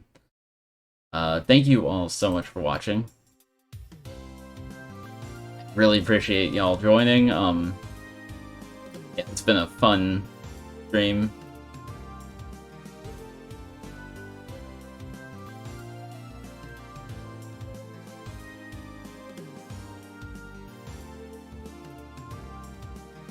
Let's see.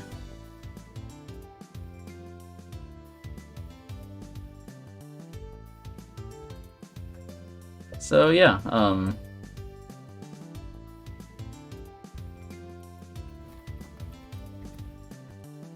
thank you all so much for watching. I hope you had a great time. And I will see you next time.